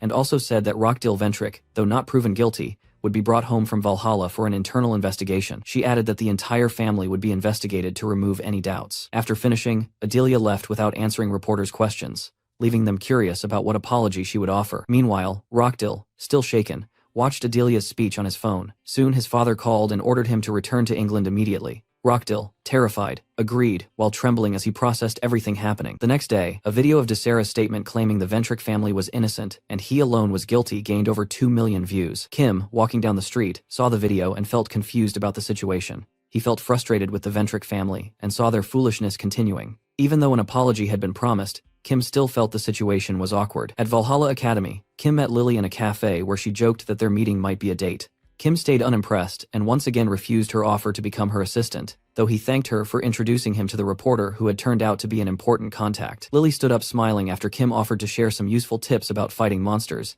and in return he asked her for a favor because he wanted her help to get permission to leave the academy for the weekend. Lily, sipping a hot drink, said it was an easy request, and even joked that if Kim became her assistant, she would let him leave every day. Kim refused again, but thanked her sincerely for helping him. Meanwhile, far from the academy, a prisoner transport vessel named L8 moved slowly across the North Pacific Ocean. Locked behind bars aboard that ship was Desera. Furious at being treated like cargo, he was being taken to the infamous prison tower, a cruel facility created by an S-class constellation known as the Haven of Deprivation, a place that could strip contractors of their powers and leave them as helpless inmates. Even in those harsh conditions, Desera forced a bitter smile and reminded himself that if he stayed silent and protected Rockdill's place in the Ventric family, his sentence might be reduced to 5 years, but if he failed, the punishment would be far worse. Just as he accepted that thought, he heard someone mocking him, and before he could react, a shadowy figure appeared and cut his throat with a dagger. Desera collapsed into a pool of blood, while the dark silhouette with glowing red eyes watched silently, calling him unworthy of the first species,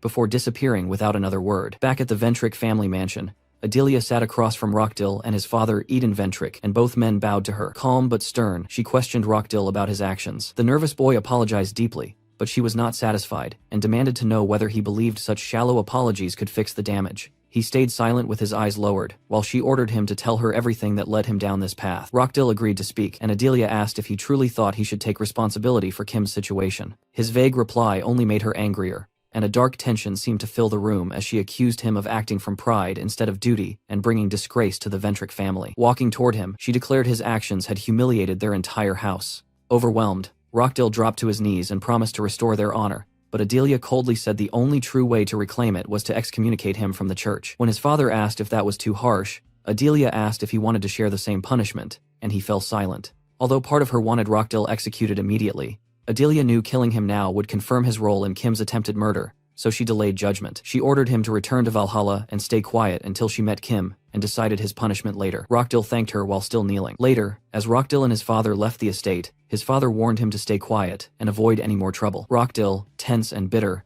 admitted his fate was probably sealed and that sooner or later he would be excommunicated. With the media watching closely, he could not act yet, but he swore he would finish what he started when the time came. As they walked away, he blamed his father for not protecting him, and the older man quietly replied that the whole matter should have stayed hidden in the first place. A few weeks later, inside Valhalla Academy's interview room, the instructor sat in a relaxed posture while thinking back on everything that had happened, mentioning that the head of the Ventric family, Adelia, would soon arrive, and that she was supposedly coming to offer a personal apology to Kim. Sitting across from him, our boy looked uninterested and doubtful, clearly not convinced by that gesture at all. He believed Adelia's visit had less to do with true remorse and more to do with protecting the family's public image, especially after everything Rockdil had done. The instructor spoke with irritation about the entire situation, explaining that both he and Lee San were upset because the sequence of events made things obvious. A Valhalla student was attacked. The attacker confessed to acting under Rockdil's orders, yet the Ventric family still focused more on damage control than real accountability. The instructor criticized the academy for hesitating to expel Rockdil, hinting that the hesitation came from the huge donations the Ventric family gave to the school,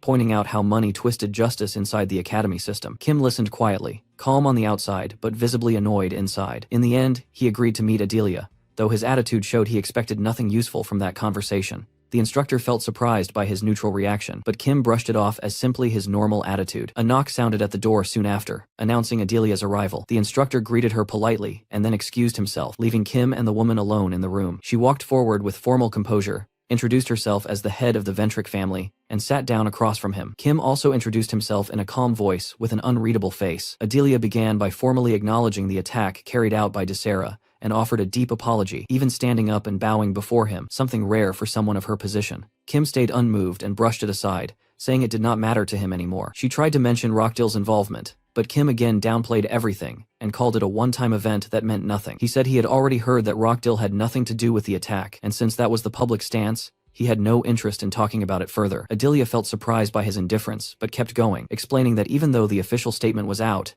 the public and media still did not believe them. She sounded frustrated yet determined to fix things. Kim, still calm, asked what they hoped to gain from this meeting and thought the entire discussion felt pointless, though he listened long enough to notice the desperation behind her words. Adelia kept her polite smile and changed tone, suggesting the meeting could become a turning point to clear misunderstandings, even hinting that Kim could help restore the family's image. When she finally asked for his help, he refused instantly. Still composed, she offered something more, promising full support until graduation and even a recommendation to a powerful guild connected to the Ventric family that could shape his future as a hunter. She described it as a chance to accelerate his career. Kim slowly stood and looked straight at her with a knowing smile. He saw through everything and understood that her visit, her offers, and her polite behavior were only calculated moves meant to silence him. Adelia quietly burned with anger but held her composure, hiding the frustration boiling under the surface. As Kim spoke openly, she sat silently while he showed his anger, saying he hated how she came to him as if nothing had happened, as if the past could be erased. He asked why he should cooperate with her act, and said he did not care about rewards, only about seeing the Rockdil family face the shame they deserved. That struck her pride hard. Her calm cracked as she glared and called him scum,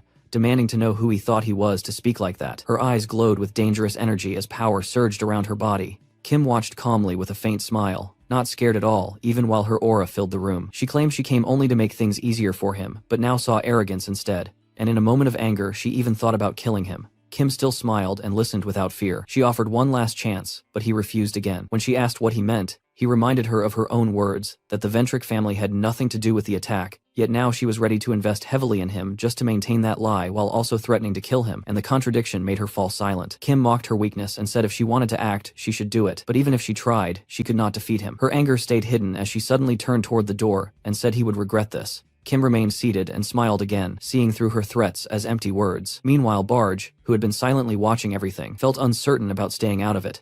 Kim turned toward him coldly and said that the people he hated most were those who demanded worship while controlling others, which was why he disliked people like Adelia, and maybe even Barge. Shocked, the Tower Master asked what he meant, but Kim had already shifted his thoughts elsewhere. Standing from the couch, Kim casually talked about going to the gym earlier than usual since there were no classes, and with that, the tension faded as the scene moved toward Valhalla Stadium. Kim walked across campus in his sports uniform while checking his phone, then suddenly noticed Arin standing with another man, who turned out to be Jingyan, the eldest son of the Choi family. Jingyan smiled confidently and asked Arin if she still believed she could win, mocking her training and saying her efforts in Valhalla were pointless. He held out his hand and told her that if she cared about her place in the family, she should avoid the upcoming selection test that weekend to save herself humiliation. Arin stood silently and listened. When she finally spoke, she made it clear she would not give up her goal. Jingyan became irritated and offered one last chance, but she refused again. His face twisted with frustration as he asked if she truly understood the situation, and just then, Kim stepped forward, pointed at him, and boldly said Jingyan was a fool. Surprised, Arin turned toward Kim, who appeared suddenly. Kim asked why Jingyan would try to stop someone who had worked so hard. Jingyan grew angry and demanded to know who he was, insulting him as someone insignificant,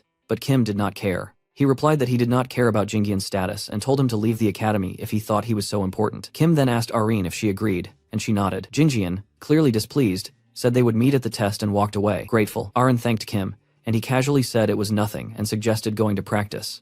Arin, still surprised by everything, thought about his earlier words and wanted to answer differently but stayed quiet. When Kim asked how she would have replied, she joked that she would have told Jingyan everything she thought about him after they finished talking. Kim found her more unpredictable than expected. The two went to the gym together where Kim suggested they train.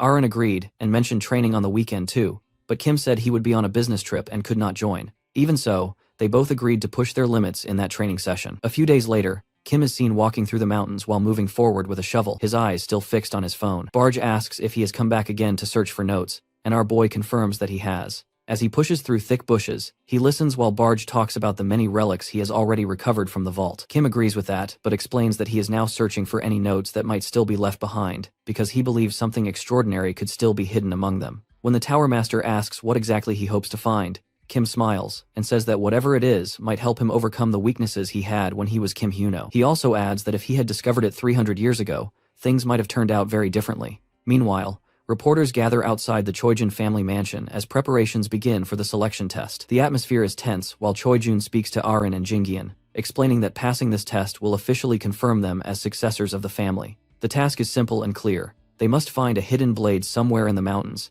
and whoever brings it back first will win the selection. However, Junseok gives a strict warning that killing anyone is forbidden. With that, the test starts. Arin immediately rushes ahead with her weapon drawn, while Jingyan calmly walks down the stairs and watches her. He thinks Arin made the correct decision to rush in a speed-based test, because once she finds the blade, he plans to take it from her easily and win without trouble.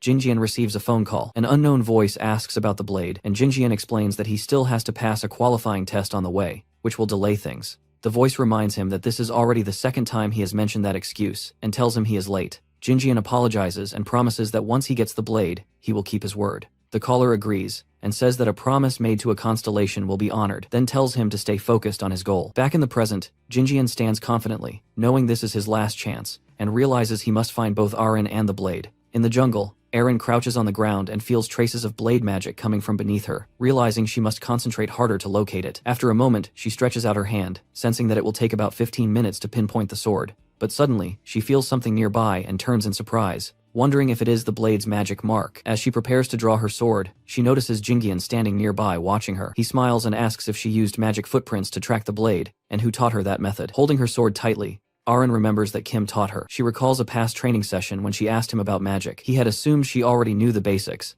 mentioning that she had mastered thunder magic and understood fundamental control. During their practice, Kim told her to train her magic control over short distances, but she did not understand and asked for help. Our boy noticed her confusion and said she should have learned it from her family, though she stayed silent. He then explained it didn't matter because she only knew how to borrow constellation power and draw energy. She admitted that was true, and Kim, even though he wasn't very skilled in that field himself, told her to relax her body and spread magic gently with her fingertips. Arin closed her eyes and tried to gather and control her mana, while Kim advised her to spread it slowly through her body and feel the magic in the air. As she focused, she suddenly sensed a fiery red aura near Kim, which shocked her. She opened her eyes and gasped, struggling to understand what she felt. Kim asked if she sensed something, and she nodded, saying she could now see the magic around him. Kim explained that this was one way to sense magic, even the faintest energy flowing from a body, and with more practice, she could detect even tiny traces in the air or on the ground. Holding a wooden sword, Arin nodded, realizing regular practice would help her sense magic traces more easily. Kim told her that if she could see the magic in objects, she would eventually identify the shapes of magical traces left by weapons, and with continued training she would clearly see them and detect them herself. Arin smiled, saying she understood. Back in the present, Arin looks at Jinjian approaching with a cold, angry expression. Jinjian asks about Kim and says he recognizes him as the same person he saw with her outside the Valhalla training hall. Even though Kim looks simple, Jinjian has already noticed his talent. Arin, anger flashing in her eyes, tells Jinjian that Kim is far stronger than someone like him, and asks why he came there. Jinjian closes his eyes with a faint smile, pulls out his weapon, purple mana sparking as he swings at her, and says that is his reason for coming. But he is shocked when his sword meets resistance, unable to understand how she is pushing him back. Surprised, he shifts his blade, but still cannot believe her strength. Arin stays calm and slowly moves toward him, her sword glowing with blue mana, while Jinjian cannot understand how she became so powerful so quickly. Meanwhile, Kim, deep in concentration, spreads his magic across the ground, searching for a hidden location. He recalls hiding several places around Valhalla, but there is only one true hiding place. Suddenly, an energy circle appears near the ground, and Kim smiles, realizing he's found it. He turns to the left, where he sees a burst of bright energy erupting from the forest, leaving him startled. Back with Arin, the battle rages on. She swings her sword, releasing bursts of bright lightning. Jinjian blocks her strikes, but his sword trembles in his grip. He smirks and taunts her, making light of her strength. Undeterred, she continues to radiate streams of mana from her sword, telling him to give up the dual blade. Jinjian, with a mocking grin, dismisses her, charging at her with his sword. As he launches toward her, Arin gathers energy in her weapon, preparing for his strike. When Jinjian kicks off the ground and charges, she anticipates his move, swiftly swinging her sword at him. Jinjian's sword flies from his hands as he falls, shocked by the force of Arin's attack. Breathless, he struggles to regain his balance as the girl stands over him. She observes his fallen form, a bit surprised at herself for landing a successful hit. She then bends down, picking up the double blade that has fallen beside him, feeling a surge of triumph. Just as she begins to stand, a voice behind her stops her in her tracks, and she freezes. Jinjian stands before Arin, his sword resting in his hands, emitting a dangerous purple energy. He grins at her, asking if she really believes she can defeat him so easily. Arin, still struggling to process what has just happened, stares at him in confusion and disbelief. Jinjian, with a smug smile, points his sword in her direction, asking what she thinks has happened. As she swings her sword, she misses and it goes over Jinjian's head. Surprised, she watches as he bends down and skillfully dodges her attack, sweeping his sword in a devastating blow that leaves a bright purple trail. Arin is sent flying backward, crashing to the ground. She lies there dazed, while Jingjun stands tall, watching her intently. He taunts her, asking if she's going to get up, then adds that it would be best for everyone if she just stays down and gives up. Arin, trembling and coughing, looks down at her stomach where a wound is now bleeding. She clutches at it, struggling with the pain. Jinjian stands by and repeats that if she tries to get up, she will die. With great effort, Arin manages to lift her hand and, through her pain, she asks him if his contract is with an evil constellation. Jinjian, with a wicked grin, reveals that he has signed a contract with a top-ranked constellation to maintain his status. He then explains that he is currently on the side of the devotees, a dangerous and notorious group. Arin's mind races as she recalls that the devotees are one of the 3 most dangerous evil factions in the world. She asked Jinjian why he has chosen to ally with them, unsure of his motivations. Is the power they offer really worth more than a normal life? Jungian explains that the power and strength they offer, along with the freedom from emotional attachments, are tempting. He adds that the deviation, a term he uses, has its own allure. Arin, still reeling from the shock, listens intently. Jinjian squats down beside her and shares his own story, revealing that he was only 12 years old when he joined the Jin's guild.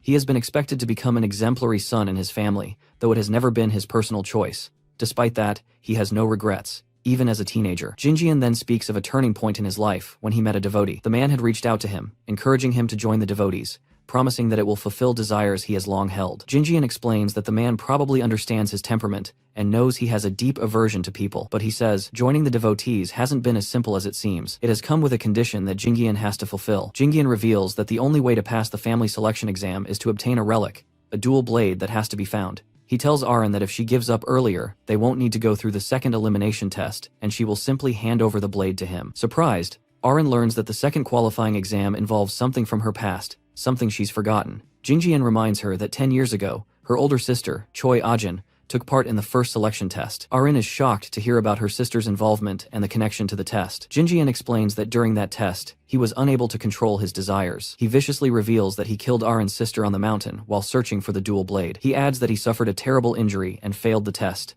blaming his failure on the loss of her sister. Had it not been for that, he claims he could have joined the devotees much earlier. Jinjian then speaks about her father, who has somehow found a secret about Arin's missing sister in hospital. He reveals that her mother also fainted after seeing her daughter's face in her, and it is clear that the pain was too much for her mother to bear. Just as Jingyan prepares to strike the girl, intent on finishing what he has started, a sudden interruption occurs. Kim appears, holding down Jingyan's sword, stopping it just before it reaches Arin's neck. Jingyan, taken aback, tells Kim to stay out of it, as this is a family matter. But our boy, clearly displeased, mocks the idea of such a crazy family. With a wave of his hand, he sends Jingyan flying into a tree. The impact shatters it, leaving Jingyan stunned. Arin looks up at our hero, who stands protectively over her, his sword still in its scabbard. Kim turns his attention to her, noticing the blood on her stomach. Realizing her injury, he instructs her to step back. Arin, holding her stomach, smiles weakly as she lowers her head. Jingyan, recovering from the earlier defeat, wonders why Kim has suddenly appeared and interfered. Jingyan also points out that this is a matter concerning their family, and that he will need to die for interfering. He charges at the young boy, but he easily dodges his attack. Jingyan is taken aback, struggling to understand how he manages to avoid his strike. Kim,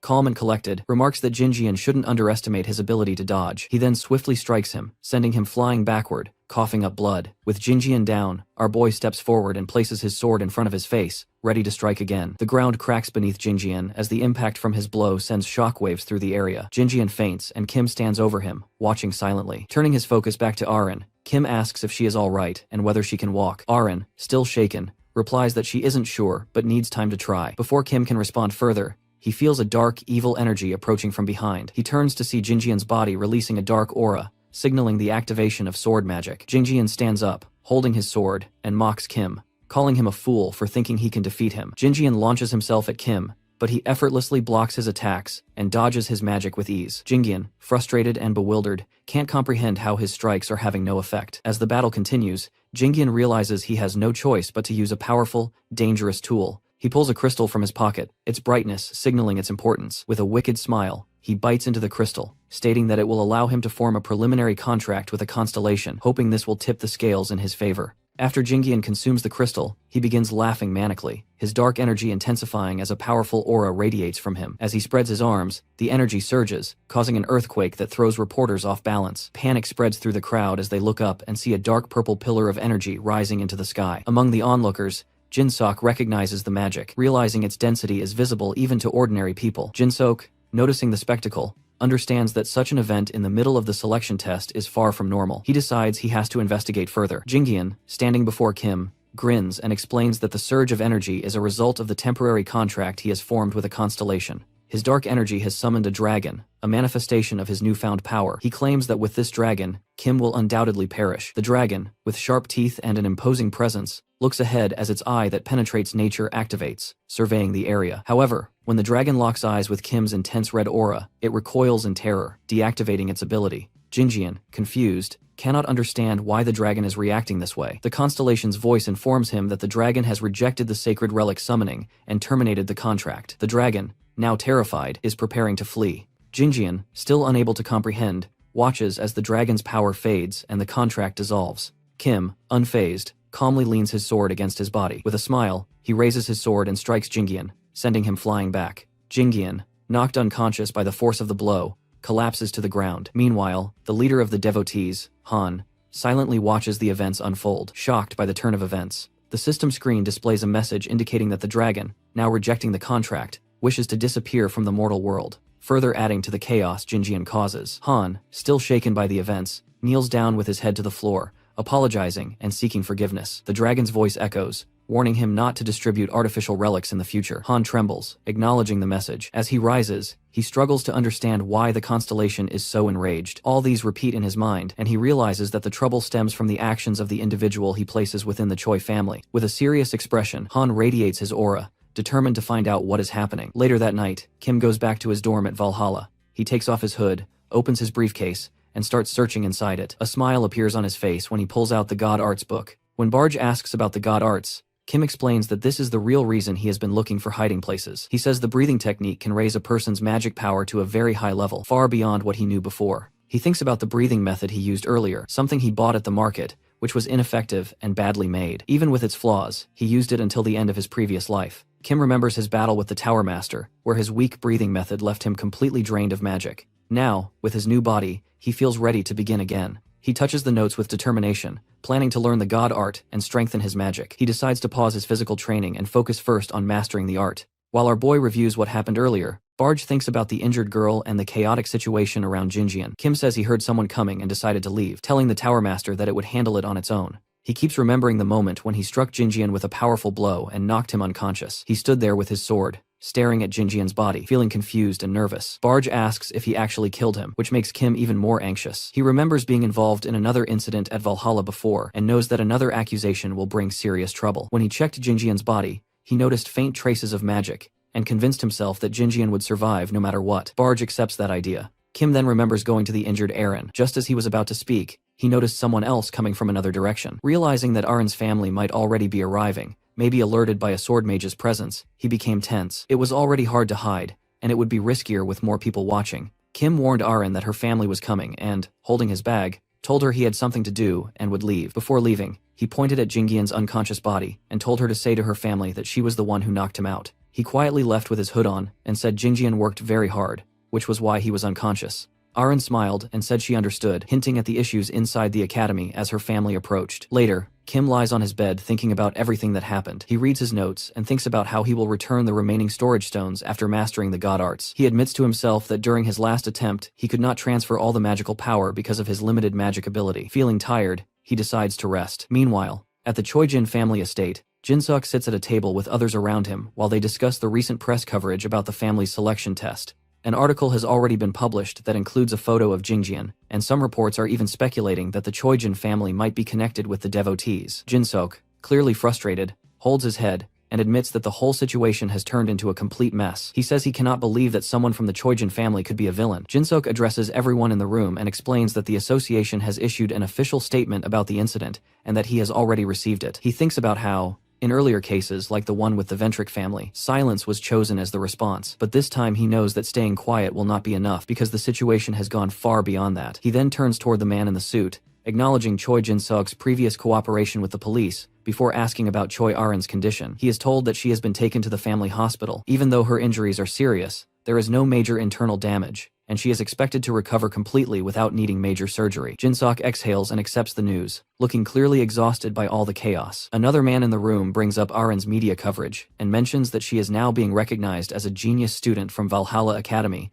who managed to defeat a member of the devotees, and people are even comparing her to Kim Joo-hyuk. Public opinion is changing quickly, and although the situation is tragic, her actions are being seen as heroic. Jinseok admits that going against her own brother creates controversy, but the current story is working in her favor. The selection round has ended, and Aren is now being presented as the future head of the family, and even though the articles are dramatic, they will probably help her secure that position. Still, Jinseok remains doubtful. The idea that the girl defeated Jinjian alone seems unlikely to him. He remembers standing over Aren's injured body beside her unconscious brother Jinjian. She said she only acted because her brother attacked her using dark magic. Even though Jinseok sensed powerful magic around the mountains, her ability to defeat Jinjian still remained a mystery. At that time, other men helped Aren stand up, and she simply said that she used techniques taught by Kim. Later, Jinseok comes across another article about Kim that talks about how he openly flips off guild officers and how his reputation keeps growing. Meanwhile, in Valhalla, Kim returns to his desk, and as he settles into his seat, he suddenly notices Aren sitting quietly across from him, her presence shocking him because he thinks she should still be recovering in the hospital. Yet here she is, calm and composed as if nothing ever happened. As he keeps staring in surprise, she eventually turns toward him,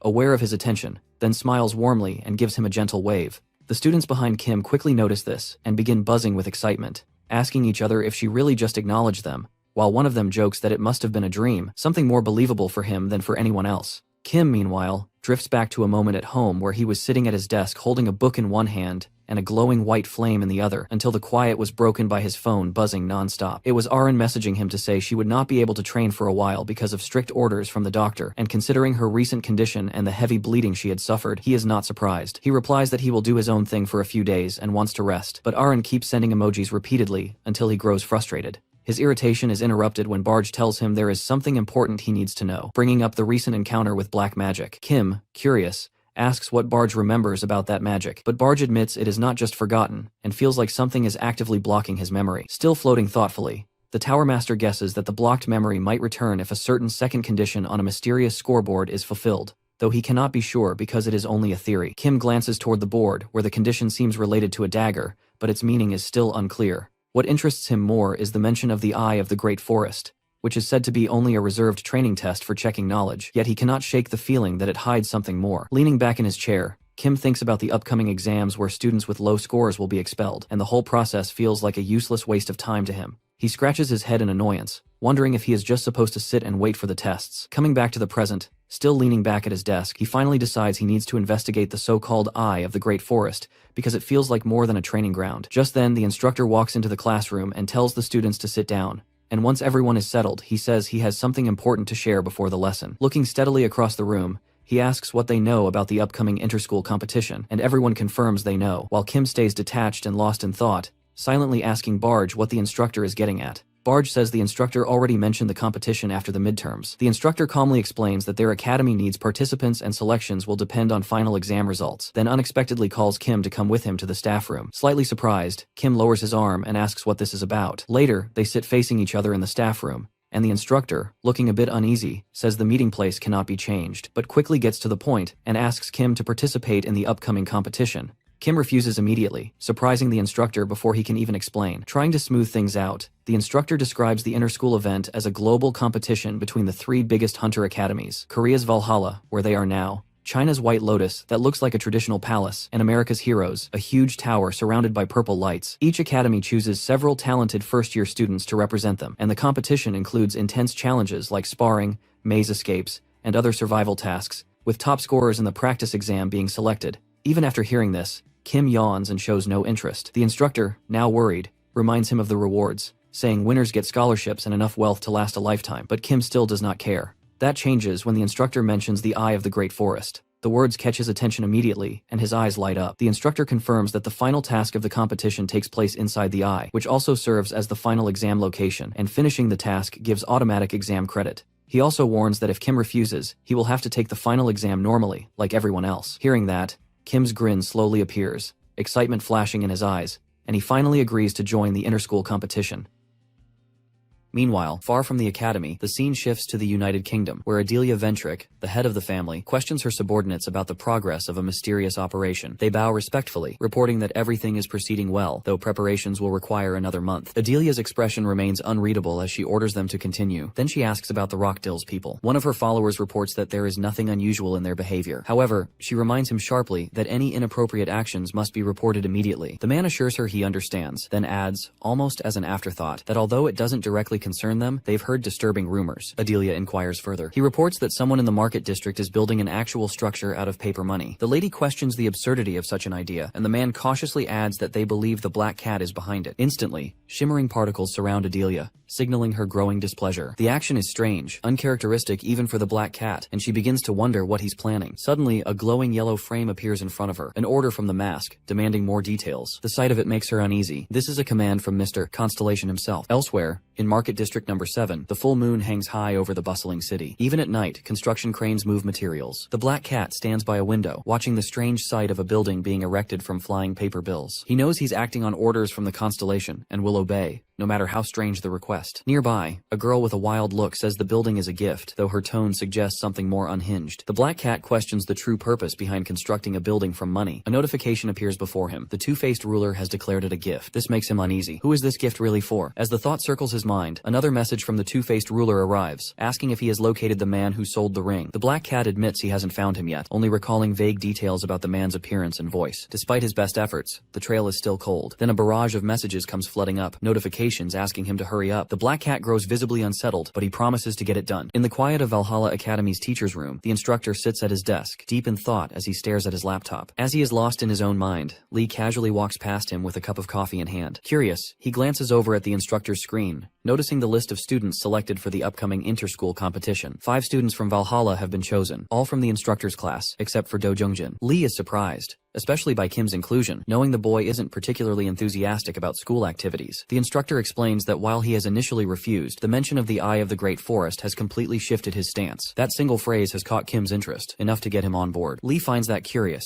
Most people wouldn't even know what that is. He begins to wonder if our boy himself truly understands what the Eye of the Great Forest really entails. It gives him the unsettling feeling that Kim might be using the academy for his own personal motives. Still, Lee suggests organizing a training session for the selected students. The instructor agrees and says he will clear the students' schedules for it. A few days later, All 5 chosen students are seated in a small auditorium. Everyone including Kim is present, waiting. Soon Lee enters, quickly taking stock of the group. He reminds them of the purpose for their gathering, the inter-school competition, and lays out the training plan. There will be 3 core tasks to complete. First, a student duel acting as an entry test. Second, a team battle against students from other schools where quick strategic thinking will be key. And third, something more mysterious and dangerous, related to the Eye of the Great Forest. The moment that final task is mentioned, Kim visibly tenses, clearly more invested now. Lee explains that the Eye of the Great Forest is an ominous, heavily guarded maze, hidden deep in a dense woodland. Its twisting entrance is blocked by sentinels, and even airborne attempts to bypass them result in capture. The only way into the Eye of the Great Forest is through its main entrance. Lee explains that each team will have to enter through the gate, but the specific details will only be revealed on the day of the competition. Opening the book he has been holding throughout the briefing, he moves on to explain the format and structure of the team battle. Although the students have previously worked together during the dungeon raid, Lee believes more clarity is needed. Meanwhile, Kim, unfazed, rocks his chair lazily and wonders why they can't simply break through the barrier. He figures it likely isn't that simple. Closing his book, Lee then outlines how their training sessions will be organized. When he asks if there are any questions, only the young boy raises his hand, prompting glances from Soyeon and Seyuk. Kim asks if training alone is permitted. Lee responds that it doesn't matter. If he wants to train alone, he can. To his surprise, Choi Arin also requests to train alone. Lee, visibly caught off guard by her decision, allows it and checks if anyone else wants to do the same. No one else responds. With that, the meeting ends. The students begin to leave, though Kim and Arin remain seated. Kim, deep in thought, reflects on his need to master a technique before the competition. With the help of mana, he is confident in improving his form, but he knows he has to dedicate every remaining moment to training. Interrupting his thoughts, Arin calls out to him. He looks at her, mildly surprised. She asks if she should attend the general training session, to which he responds with a question of his own. Why is she asking him? Isn't she planning to train alone? She looks down and hesitates. He reminds her of her earlier claim that she can't train too hard. Arin's mind flashes back to a moment with the instructor, who has expressed concern about her condition after reading something about her. Still, he has asked if she wants to participate in the competition. Sitting on a couch, she has asked him directly whether Kim would be there. The instructor, surprised by the question, answers that he has heard our hero would indeed participate. That is enough for Choi Arin. She says she will too. The instructor protests, worried about her still recovering condition, but she smiles confidently and assures him she will be fine. In the end, the instructor can only accept her decision. Coming back to the present, Arin is deep in thought. She feels she is already halfway to becoming the head of her family, and with Kim now in her life, she has a new goal, to grow stronger alongside him and help him achieve his own dreams, just as he has helped her. Watching him sit there with his hands in his pockets, confused by her sudden attention, Arin smiles to herself. Her thoughts light up with purpose, though Kim remains bewildered by her expression. Still, despite his confusion, Kim reminds her not to push herself too hard and suggests she focus on mana control during class, minimizing any physical strain. Arin accepts his advice, understanding her current limits. As he prepares to leave, he tells her that once his own matters are handled, he will lend her a hand. She remains seated in the room as he steps out. Somewhere at an abandoned building late at night, a young boy, bloodied and missing teeth, sits tied up on the rooftop, shirtless and pleading for mercy. 2 figures stand before him, Samuel Al and Samsaw Lisa, bandits who have clearly tortured him. As the boy begs, Al coldly throws a knife into his chest, killing him instantly. Lisa, annoyed at the drawn-out process, checks her phone after it buzzes. It is a new assignment. The screen shows a photo of Kim, marked as the next target. She recognizes him as Valhalla's new apprentice. Al, still holding the bloody knife, asks why they are targeting a student. Lisa guesses that their client has paid well. They discuss their mission casually as they walk away from the body, Lisa revealing that the assassination is scheduled to happen during the upcoming inter-school competition in about a month. Al questions why they can't kill Kim sooner, but Lisa explains that the academy's current security and protective barriers make it nearly impossible. The competition, however, will provide a better opportunity, especially since it will take place outside school grounds, in a location known as the Eye of the Great Forest. According to their client, the 3rd day of the event will lead the students into a mysterious maze nestled deep in that forest, making it the perfect place for an ambush. Al questions what it means that there will be no instructors present in the forest during the upcoming competition. Lisa, looking ahead, explains that aside from a few guards at the maze's entrance and a single floating observer drone, there will be no one inside. The instructors will be monitoring everything remotely from an observation room. Confidently, Al mentions that Alia, another member, will enter the maze first, and they will follow her. As they exit the abandoned building, Lisa makes it clear, completing this task is a top priority. Al nods, already aware of the deadline. 1 month later, the first day of the inter-school competition arrives. The sun shines brightly over a vast field as the crowd fills the stands, buzzing with excitement. Among the audience sits Rockdill in tension along with his assistant. A flashback reveals Rockdill in his home days earlier, seated on the couch and speaking on the phone. He tells his father, Eden Ventrick, that he has received the money and used it to hire a group to assassinate Kim. Eden is horrified. He begs his son to reconsider, but Rockdill, unmoved, reminds him that his father's decisions hold no sway over him anymore. He is going to handle it his way. The mention of the assassins, the infamous trio of cold-blooded killers, makes Eden even more fearful. Still, Rockdill dismisses his father's concern,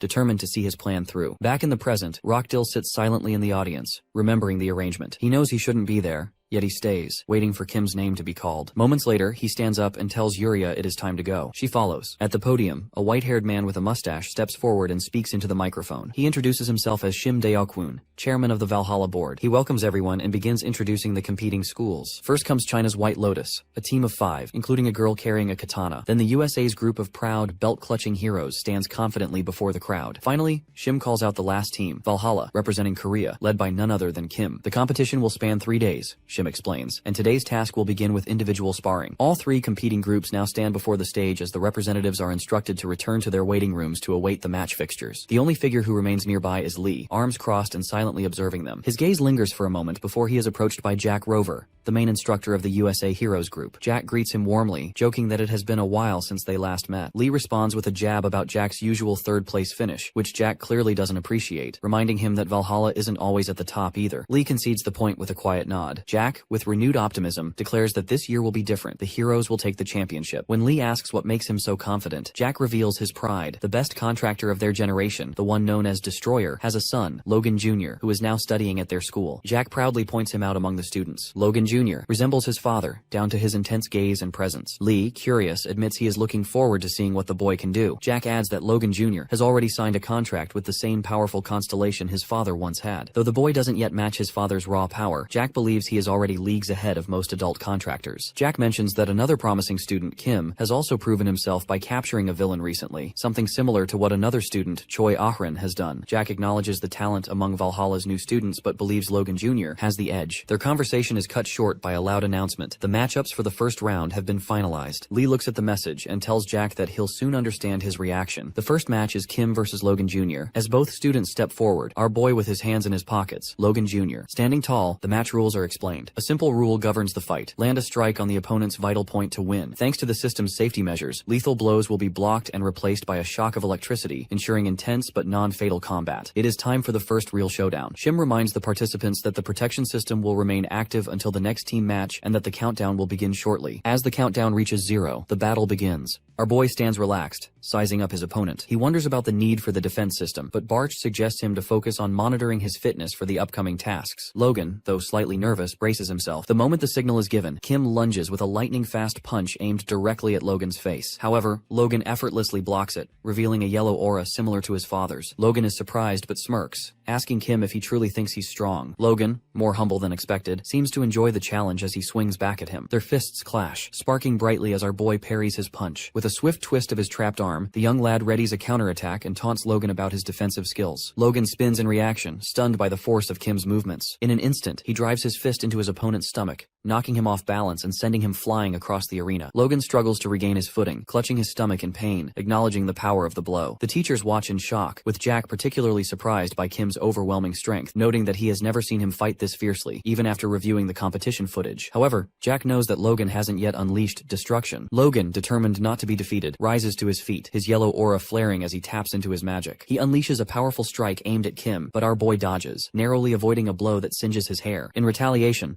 the young lad delivers a powerful kick to Logan's stomach, sending him crashing to the ground, leaving deep footprints behind. Logan, winded and battered, struggles to remain standing, his body aching from the relentless blows. Though on the brink of collapse, Logan recalls that he still has one last option left. Determined, he prepares for his final move. Logan's ability shakes the ground as cracks spread beneath him, causing large chunks of the floor to rise into the air. He moves swiftly between the flying rocks, preparing his destruction magic. Kim, however, immediately notices Logan's position and turns to face him. The opponent, startled, can't understand how Kim has found him among the debris, but decides to press on, hitting the floor again to gain an advantage. As Logan prepares to strike, a rock unexpectedly hits him in the face, confusing him. All the surrounding debris falls, and Logan rubs his face in pain. Our boy taunts him, pointing out that Logan's own magic is betraying him by revealing his position. With that, Kim swings his fist, landing a crushing blow to Logan's face. Logan is sent flying into a wall, crashing hard, with a powerful wind gust following the strike. Sitting on the ground, Logan's head lowers in defeat as he stands over him. Shim declares Kim the winner of the round, much to the shock of Jack, who is stunned by the sheer power the young boy has displayed. Lee, observing the fight, muses that Kim is a true monster. The battles continue, with Kim effortlessly defeating his opponent with a single uppercut and dominating another match with a direct blow that sends his opponent, Lee Bella, flying. Finally, the last individual match arrives. Our boy versus Choi Ahrin. The girl, holding her katana, faces him confidently, noting that both finalists are from Valhalla Academy, ensuring their academy's victory. Our boy, however, doesn't care much for the outcome, recognizing that the match is more about ranking than anything else. As they stand in the arena,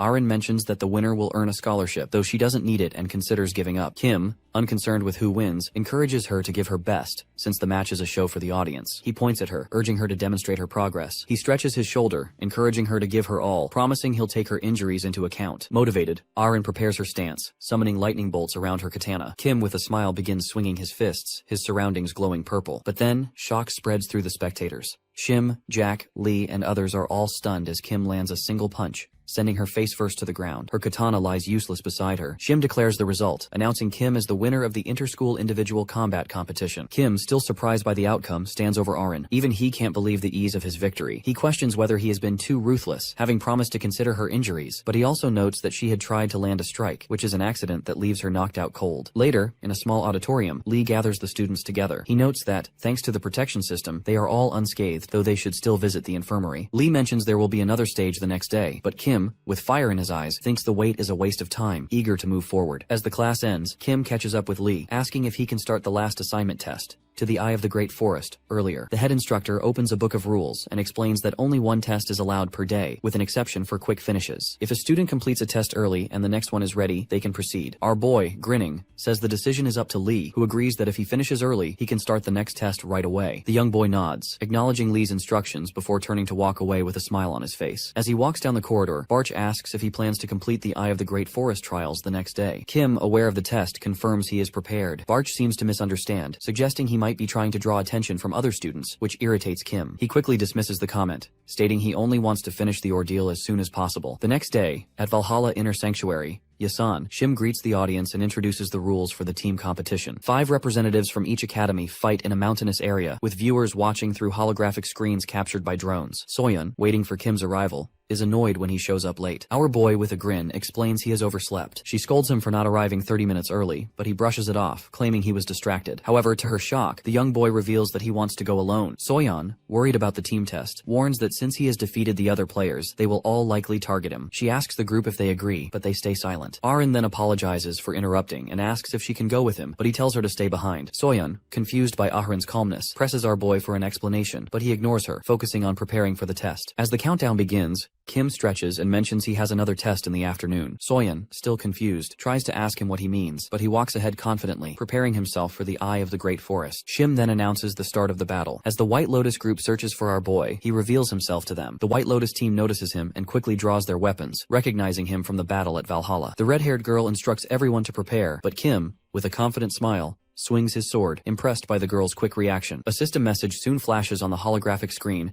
announcing the elimination of the White Lotus. Logan, stunned, realizes only 10 minutes have passed since the battle begins and is shocked by Kim's swift progress. However, one of Logan's teammates, focusing intently, senses the presence of his opponents and heads toward them. Logan, now on alert, orders his team to prepare for defense. Luke begins forming a magic shield, while a girl works on creating a magic circle, and Ibella readies her own shield, glowing with green light. Despite the power of their defense, the girl questions if it is really necessary to be this cautious for just one opponent. Logan, however, insists that Kim's strength warrants the protection. As the group prepares, Logan senses something is wrong. Looking up, he realizes the young boy has positioned himself above them. Before Logan can react, he strikes him in the face with the sword, knocking him to the ground. The other girls turn in shock, only for Kim to swiftly stab one of them in the stomach, declaring her too slow. Another girl gathers energy to attack. A yellow bolt of energy misses Kim, who dodges it effortlessly. With a swift strike, he sends her flying backward. Kim swiftly defeats the remaining members of the hero's team with his sword strikes, knocking them unconscious with a powerful impact. As he stands over his fallen opponents, a system message declares the heroes eliminated. With a satisfied smile, Kim knows it is time to move on to the Eye of the Great Forest. Meanwhile, in Valhalla's observation room, Shim is puzzled by how quickly Kim completes the team battle, taking only 23 minutes in total, 20 minutes of travel, and just 3 minutes of actual combat. Shim expresses concern that this will disrupt their schedule, but Lee, analyzing the rules, suggests they can start the next trial immediately if it ends before noon. Shim agrees to consult with others about the schedule, but Lee can't shake the thought of Kim's impressive performance, which is both intimidating and unexpected. Later, Lee and Jack discuss the situation as they walk down the hall. Jack remarks that the White Lotus team is fine with starting the next challenge, and admits that he is finally convinced by Kim's strength. Lee, smiling, acknowledges this, and they move on, planning to speak with the White Lotus team afterward. In the resting room, Soyeon silently cleans her sword, deep in thought. She observes Kim resting and can't help but think of him as a madman. Soyeon never anticipates him finishing the battle alone, and as she recalls her struggles with Arin, she wonders if giving up her pride might help her become a better fighter. Meanwhile, the students are informed that the Eye of the Great Forest test will be held one day earlier at 1 p.m. Kim, smiling as he sits with Arin, reflects on how things unfold exactly as he predicts. He then tells the group that for the upcoming trial, he will act alone, urging everyone else to focus on surviving on their own. Soyeon stands quietly, absorbing Kim's words. Our boy informs the group that if they encounter any issues, they can call on him for help. As Soyeon reflects on his plan to go into the maze alone, she realizes that the team has won the previous 2 challenges, but they can't afford to fall behind. She thinks about the maze ahead. Though it is a survival test, it doesn't seem to hold many immediate threats, as it is mostly filled with thick vegetation and low-level monsters. Kim notices Soyeon's contemplation and playfully asks if she has something to say, calling her nickname. Soyeon, frustrated, questions why he keeps coming up with nicknames for her. Kim simply remarks that her reaction confirms his words. Ahrin, sitting quietly nearby, thinks that it is a cute nickname. The scene then shifts to the Eye of the Great Forest, where students and guards gather before the maze entrance. Shim, holding a microphone, announces the final challenge: survival in the labyrinth. The audience, watching through holographic screens, is informed about the maze's unique characteristics. Shim explains that the forest is a maze-like environment with constant rain and thick vegetation, but the real challenge comes from the need to adapt to the harsh conditions. The monsters in the maze are low-level, making survival and environmental adaptability the primary evaluation criteria. The students will be measured on how closely they can maintain their condition, which will be assessed after 5 hours. Kim yawns, seemingly uninterested in the details as the other students listen intently. Shim emphasizes that fighting between teams is prohibited and announces that the test has begun. As the maze doors open, the teams enter, ready for the challenge ahead. Meanwhile, in an abandoned warehouse back at Valhalla, Al and Lisa observe a masked figure entering. It is Samsol, the head of the assassins, who goes by Alia. She informs them that it is time to leave, and reveals that magic, supported by 2 others, is blocking the entrance to the maze. Alia declares that they will deal with the situation first. A burst of bright purple light erupts, scattering them into pieces. Lee watches in shock as all the screens malfunction before him, signaling a complete failure of the surveillance. Shim, visibly concerned, asks what is happening, noting that the simultaneous failure of the cameras seems suspicious. He turns to the guard, who tries to contact the gate security but receives no response. Lee suggests that the students might be facing trouble inside the maze and recommends that they go in themselves. Shim agrees, and they head into the maze. Upon arrival, they are stunned by the sight before them. The area around the gate has collapsed, and stones lie scattered over the bodies of guards, leaving everyone confused and unsure of what has occurred. Meanwhile, inside the maze, the students are struggling with the rain. Members of Heroes, shivering and pale, are feeling the effects of hypothermia. Logan, concerned, tells them that they need to avoid getting worse, and suggests they build a hut for shelter. The group splits up to gather materials, and Logan begins preparing the ground for the structure. However, as he looks ahead, he is startled to see a dark purple sphere in the distance. It is the assassin group, confused by the rain and the strange events unfolding. Al, unfazed by the weather, reminds them to focus on their mission, killing Kim. He turns his gaze dangerously toward Logan and speaks about eliminating him, only to quickly realize that Logan isn't their target. Alia follows up, explaining that they have been teleported to a location imbued with moderately strong magic, the only way to trace the source. Logan, sensing the danger, notes the presence of black magic in the air and begins to suspect that these people are the real villains. Lisa reveals that they can't leave any witnesses and assigns the task to Al. As the confrontation escalates, Logan begins gathering energy for an attack, forming a bright magical sphere in his hand. He demands to know what they are doing there. Without warning, Al appears behind him, swiftly stabbing him with the knife. Logan, in shock, looks back to see that Al has somehow gotten behind him. To his horror, there are now 2 identical Al, one in front of him and one behind, both holding knives. Al reveals that this is a duplication technique, and with a malicious grin, he stabs Logan again. Logan, weakened, coughs and falls to the ground. Lisa, observing the scene, casually remarks that Logan has been killed, and his slow death is by design. Suddenly, a shout rings out as a girl calls Logan's name. Lisa instructs Al to eliminate any witnesses. Al, grinning maniacally, charges toward the girl. She is paralyzed with shock, realizing what is about to happen. Meanwhile, Kim is deep in thought, running through the forest and pondering the task ahead. The system message appears, informing him that he needs to find the Madagaya Rona's house in the Eye of the Great Forest. As our boy runs, he spots a Heroes group girl who, upon seeing the bodies of her fallen comrades, screams in horror. Lisa, observing the scene, orders Al to deal with her. It isn't long before the young lad, realizing Al and Lisa's intentions, approaches the girl. Al, now frustrated, recognizes him as the target they have been waiting for. Kim, however, is focused on the injured students lying around, many of whom are covered in cuts and blood. He tells the girl to help them, while he deals with their attackers. Observing the situation, Kim realizes that the students have been deliberately left to bleed out slowly, rather than being killed outright. Our boy, with grim determination, decides to act act swiftly and eliminate the threat. Al, standing before him, taunts him, clearly underestimating his resolve. Al explains that Kim is trapped in the maze, having entered through the only entrance, and they have disabled the surveillance drones to prevent anyone from seeing or helping them. Even if the teachers notice, it will take them at least an hour to reach the entrance, which has been blocked by rocks that have also injured the guards. Kim, unfazed, says the hour won't make a difference. The rain continues to fall relentlessly as Al mocks his confidence. As Al swings his knife at him, our boy stands with his hands in his pockets, seemingly unconcerned. When Al's strike misses, Kim suddenly vanishes from his position, leaving him confused. Looking up the slope, Al sees Kim, who calls the situation foolish. He quickly subdues him with a strike, sending him flying. Lisa and Alia watch in surprise, but our boy doesn't stop there. He moves swiftly, attacking the girls and knocking them unconscious. Kim then turns to the blonde girl and instructs her to use all her magic to heal the wounded. He also tells her to head west to Valhalla if she can't handle the task. The girl, though shocked, sits down and begins to focus on healing the injured. Meanwhile, Al groans as he begins to stir. Kim, standing over him, calls him weak and questions the motives behind the attack. Before Kim can deliver the final blow, he asks Al about who sent him, but the baldy, with a serious expression, refuses to answer. Our boy presses further, noting that people usually reveal their masters when cornered. The assassin, now clearly annoyed, realizes he has been momentarily confused by his sudden dodging. At that moment, a doppelganger of assassin appears, radiating a dark blue aura, and attacks him with a knife. Our boy, however, easily dodges the strike, leaving Al stunned. He can't understand how Kim is able to avoid the attack from a doppelganger that should have been undetectable. The Chad stands before the assassin, holding his weapon, mocking him for acting like a rat who only attacks from behind. Kim retaliates with a punch that causes Al to clutch his nose, calling him bald. Kim, standing tall, asks Al one final time about his clients. The baldy, unfazed, dismisses him, calling him a brat and insisting he won't reveal anything. Realizing he isn't going to get useful information, Kim, grinning maniacally, declares he'll beat him to death if he keeps resisting. A powerful strike follows, sending Al flying and causing immense destruction around them. As the battle ends, Lee and the others rush inside the maze, reaching their destination where students are assisting the injured. Jack runs to the battered Logan, who, despite his struggles to move, insists that his condition isn't the biggest concern. Logan explains that they are attacked by unknown assailants, describing one man and two women among them. Lee, taking in the situation, speculates that they could be from the Samsal Alliance and asks where the attackers are now. Logan points toward the rubble, where the bodies of Al and Lisa lie unconscious. Logan recounts how Kim easily defeated everyone, describing how the forest around them is completely destroyed. As he speaks, he is treated and supported by a girl, who remains silent. Logan, reflecting on the battle, admits that Kim is far stronger than he anticipates. He thinks he would be the strongest, but the young lad's overwhelming power shatters his arrogance. Jack, however, reassures him, saying that Kim is just an anomaly, suggesting that he isn't someone to compare to the rest. Lee turns to Logan, reminding him that he mentions there are 3 attackers and asks where the third one is. The girl replies that Kim is dealing with her, and just as she speaks, the girl's body falls in front of them. The teachers turn to see the body, confirming that she is with them. Our boy, having dropped her, explains that he is trying to uncover who is behind the attack and their purpose in targeting the maze. Lee observes that the young boy seems fine, and Kim reassures him that he is indeed okay. Lee smiles and suggests they discuss everything in more detail when they return to the academy. Kim agrees, mentioning that the teachers will take care of the injured students and get them to the hospital, while the Valhalla students should find White Lotus and report the situation. As the rain continues over the maze, the teacher announces that the competition is over. Later that evening, Kim lies down in his dorm, exhausted from the day's events. He reflects on how difficult it has been, closing his eyes and acknowledging how much mana he has used. A system message appears in front of him, informing him about a task related to the Eye of the Great Forest Mandagaya Lona's house and the need for a sword. Kim pulls a blue sphere from his pocket, pleased that he completes the task, and remembers how he defeated the assassin group. Alia, still shaken with fear, complained about the headache. Kim approached her, asking about her abilities. At first, she didn't understand his question, but our boy then speculated that she might be from the Samsal squad, mentioning that there were 2 fighters and 1 supporter. Kim seemed to deduce that Alia was the supporter, a guess that surprised her. He pressed her again about her abilities, but she refused to answer, her space-manipulating powers starting to form around her. Kim stepped forward and stopped her powers, leaving Alia stunned. She couldn't understand how he managed to halt her ability. Kim, realizing her power was to create and move through space, confirmed his assumption. He told her that if she helped him, nothing bad would happen to her, smiling maniacally as he made the offer. Afterward, Kim lies back on his bed, reflecting on the situation. Kim reflects on how it is thanks to Alia's abilities that he manages to obtain the sphere. He remembers how he promises her that if she helps him, he won't reveal her identity or turn her in. However, he breaks that promise by knocking her out, something he explains to himself by the fact that she never answers his question about who hires them. He feels that if she had been honest, he would have let her go without further harm. Lying on his bed, Kim considers the implications of learning that one of the Samsal Alliance is behind the attack. He thinks about Rockdale being behind it, and wonders if his family is starting to interfere with his plans. He considers whether he should destroy them all to ensure his actions move forward smoothly. Glancing at the sphere again, he feels a sense of accomplishment for obtaining it, and it makes things easier for him moving forward. A system message pops up, confirming the completion of his task related to the sphere, but the text is censored. Another message appears, instructing him to meet in a dream with lost memories, though the details are also censored. answered. Kim is puzzled, unsure of what the message means, but he decides to sleep on it, figuring it might make more sense after some rest. Barcha suggests that if Kim finds his lost memories, maybe his own memories will return as well, since he receives a similar notification. Our boy, intrigued but unsure, decides to give it a try. He places the sphere next to him and lies down, reflecting on his lost memories. He hasn't realized they are lost, but it doesn't seem to matter. Perhaps he can do something about it later. As he closes his eyes, he recalls a moment from his previous life in a tower, wounded and trapped as it collapses around him. Just as a rock is about to strike him, time suddenly freezes. Kim sees a faceless, dark figure before him, who speaks cryptically about taking care of his name and the names he protects in this world. The figure then disappears, and time resumes its course, leaving him to wonder about the meaning of the encounter. Kim abruptly wakes up, confused and unsure of what just happened. As he sits on the edge of the bed, he tries to process the dream he's just experienced, but it only leaves him more puzzled. His head throbs as he wonders if the memories he has lost are now returning. Barch, who has been watching him, is similarly confused and mentions something about being a tiger, though Kim is completely lost on the remark. Barch, deep in thought, seems convinced that he has been a tiger, though Kim, sitting nearby, dismisses the idea and teases the Tower Master about his confusion. Barch, now agitated, denies being cute and continues to fly around, still unsure of his own memories. Meanwhile, Kim seems to be contemplating his own situation, troubled by his inability to remember his name. Just as he ponders this, a sudden notification appears, startling him. The message is cryptic at first, but it eventually forms the words, "Office of the Grand Palace of Ahala Alifridi Johnny's secret room." Another message follows, urging him to face the truth. Kim, feeling unsettled, decides he needs to learn more about the Great Palace of Ahala, and resolves to ask Lilili about it after the day's training session. Meanwhile, in the gym at Valhalla, Sehyuk is lifting weights, sweating from the effort, but maintaining a calm composure. His concentration is interrupted when Soyeon enters, sporting a sports uniform and holding a water bottle. She asks why Sehyuk is training, but Sehyuk calmly replies that it is he who should be asking that question. Soyeon, flustered, admits she is there for similar reasons, her pride and jealousy over Kim. Sehyuk, still focused on his workout, casually dismisses the idea, stating that her presence has nothing to do with Kim. Soyeon, embarrassed, blushes but then looks down in frustration. Sehyuk, noticing her reaction, points out that her jealousy likely stems from losing to Arin in their earlier fight. Soyeon, now visibly upset, silently agrees with his assessment as she recalls the fight between her and Arin. Soyeon launched the first attack, swinging her katana with speed and precision. Her movements left pink footprints in the air as she relentlessly attacked Arin, but she managed to block each strike. Determined, Soyeon infused her katana with mana and unleashed a powerful horizontal slash that sent a wave of pink energy toward the girl. She responded by swinging her sword to cut through the magical wave, creating a massive blue trail and leaving 2 large impact marks behind her. She successfully sliced through Soyeon's attack, leaving her frustrated. In retaliation, Soyeon gripped her katana with both hands and decided to use her sword to cut through Arin's magic. 3 streams of mana appeared, flying toward her, who charged it with magic, and cut through all 3 streams with a single strike. Soyeon, shocked by this, couldn't understand how one cut could stop her powerful magic. Before she could react, the girl closed the distance between them and landed a grazing strike across Soyeon's vitals, knocking her backward. With Arin standing victorious, the announcer declared her the winner of the fight. Later, Soyeon stands in the hall, reflecting on how much she has grown since their last encounter. She recognizes that Arin's rapid development is thanks to Kim's guidance. While Soyeon has focused solely on magic and swordsmanship, the girl has also incorporated strength training, something her family has never taught her. Soyeon believes this is key to Arin's quick improvement. Sehyuk, quietly observing while lifting weights, agrees that it might be better for Soyeon to approach Kim for help if she wants similar progress. Feeling a sense of urgency, Soyeon decides to take his advice and confront Kim. She walks up to him while he is wiping sweat from his face and tries to muster the courage to ask for training. However, before she can finish, Lee interrupts, asking if our boy is busy. Surprised, Soyeon listens as Lee mentions that there is someone waiting to see him. He adds that this will be the only chance to meet with them for a long time. Soyeon, still embarrassed and conflicted, has no choice but to wait as the situation shifts. Kim, intrigued by the situation, follows Lee down the hallway, leaving her behind, who stands confused and embarrassed. As she stands there, feeling like she wants to disappear, our boy calls out to her, nicknaming her Pipsqueak once more. Soyeon's eyes light up at the sound of his voice, and she quickly turns toward him. Kim, walking away, tells her that if she wants to train with them, she should ask Arin about the daily routine. If Soyeon follows it well, maybe he will consider teaching her. Arin, approaching Soyeon after her training, offers to explain everything to her. Meanwhile, Kim and Lee walk down the hallway as the sun begins to set. Kim, curious, asks who is waiting to see him. Lee, hinting that he already has an idea, leads him to a small hall. Inside, he finds Rockdill, barely alive, his skin sunken and dry from dehydration. Rockdill falls to his knees, pleading for help. His assistant, Yuria, stands silently behind him. Kim, surprised, turns to Lee,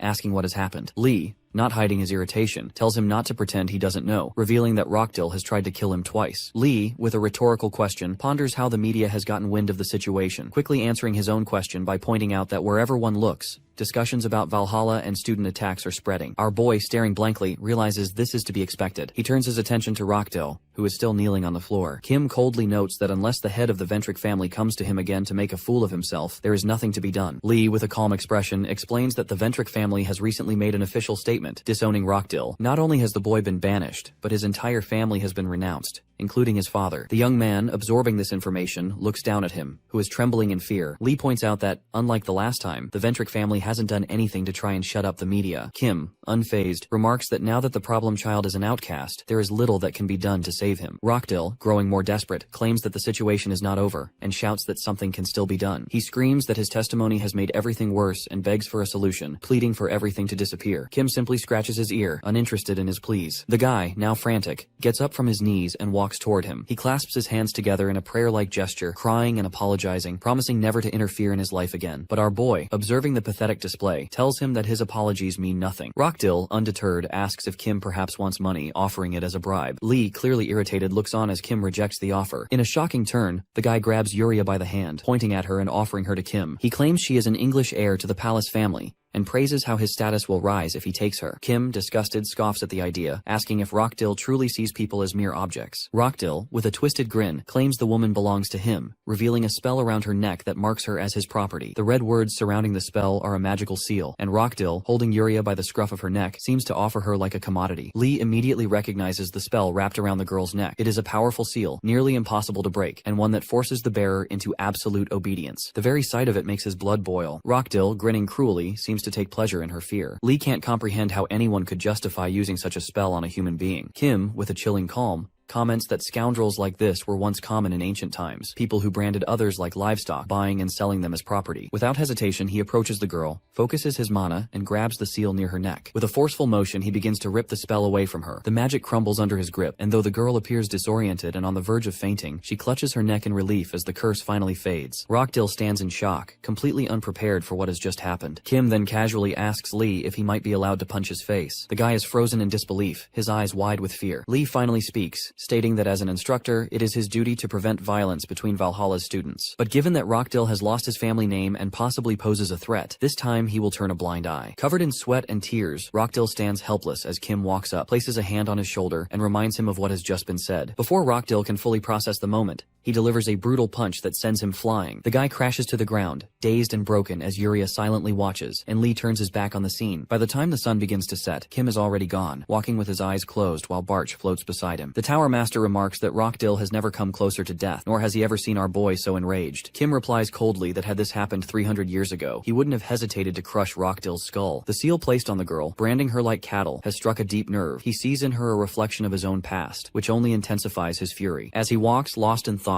someone calls out his name. It is Yuria, breathless and exhausted from chasing after him. Struggling to catch her breath, she finally stands still and bows, expressing her gratitude. She has been too stunned earlier to even speak. Kim, however, tells her to simply accept the gesture and live freely from now on. Overcome with emotion, Yuria breaks down in tears, trembling as she cries and wipes her face while Kim walks on. The following day after class, Kim and Lily are seen at a cafe on the Valhalla campus. Lily, indulging in pudding, casually mentions that the Grand Palace of Alala is located in China. She further explains that the palace functions as a maze controlled by the White Lotus Association. Kim, intrigued by the connection, recalls that this is the same organization that took part in the previous competition. The thought that he might have to deal with them again doesn't sit well with him, especially since accessing such mazes without permission is illegal in modern times. For a moment, he entertains the idea of simply destroying the maze but dismisses it, not wanting to get involved with the academy. Curious about possible legal ways to enter, Kim asks Lily, who hints that becoming a student there might be one of the only viable options. She tries to say more but abruptly stops herself, covering her mouth. Moments later, she accuses Kim of being selfish for wanting information without offering anything in return, and demands he share 3 things about himself first. When he tries to walk away, she quickly gives in and promises to reveal the information without a deal. Lily then whispers something important. An international world competition will be held at the Grand Palace in the 2nd semester. Kim is surprised that the instructors haven't mentioned this. Lily, smug, says she has a source and explains that this is more than a regional event. Unlike inter-school competitions between countries like Korea, China, and the US, this one involves institutions from all over the world. The sheer scale of it annoys annoys Kim, waiting until the next semester feels unbearable. When he asks if there is a way to gain early access, Lily, with a mischievous tone,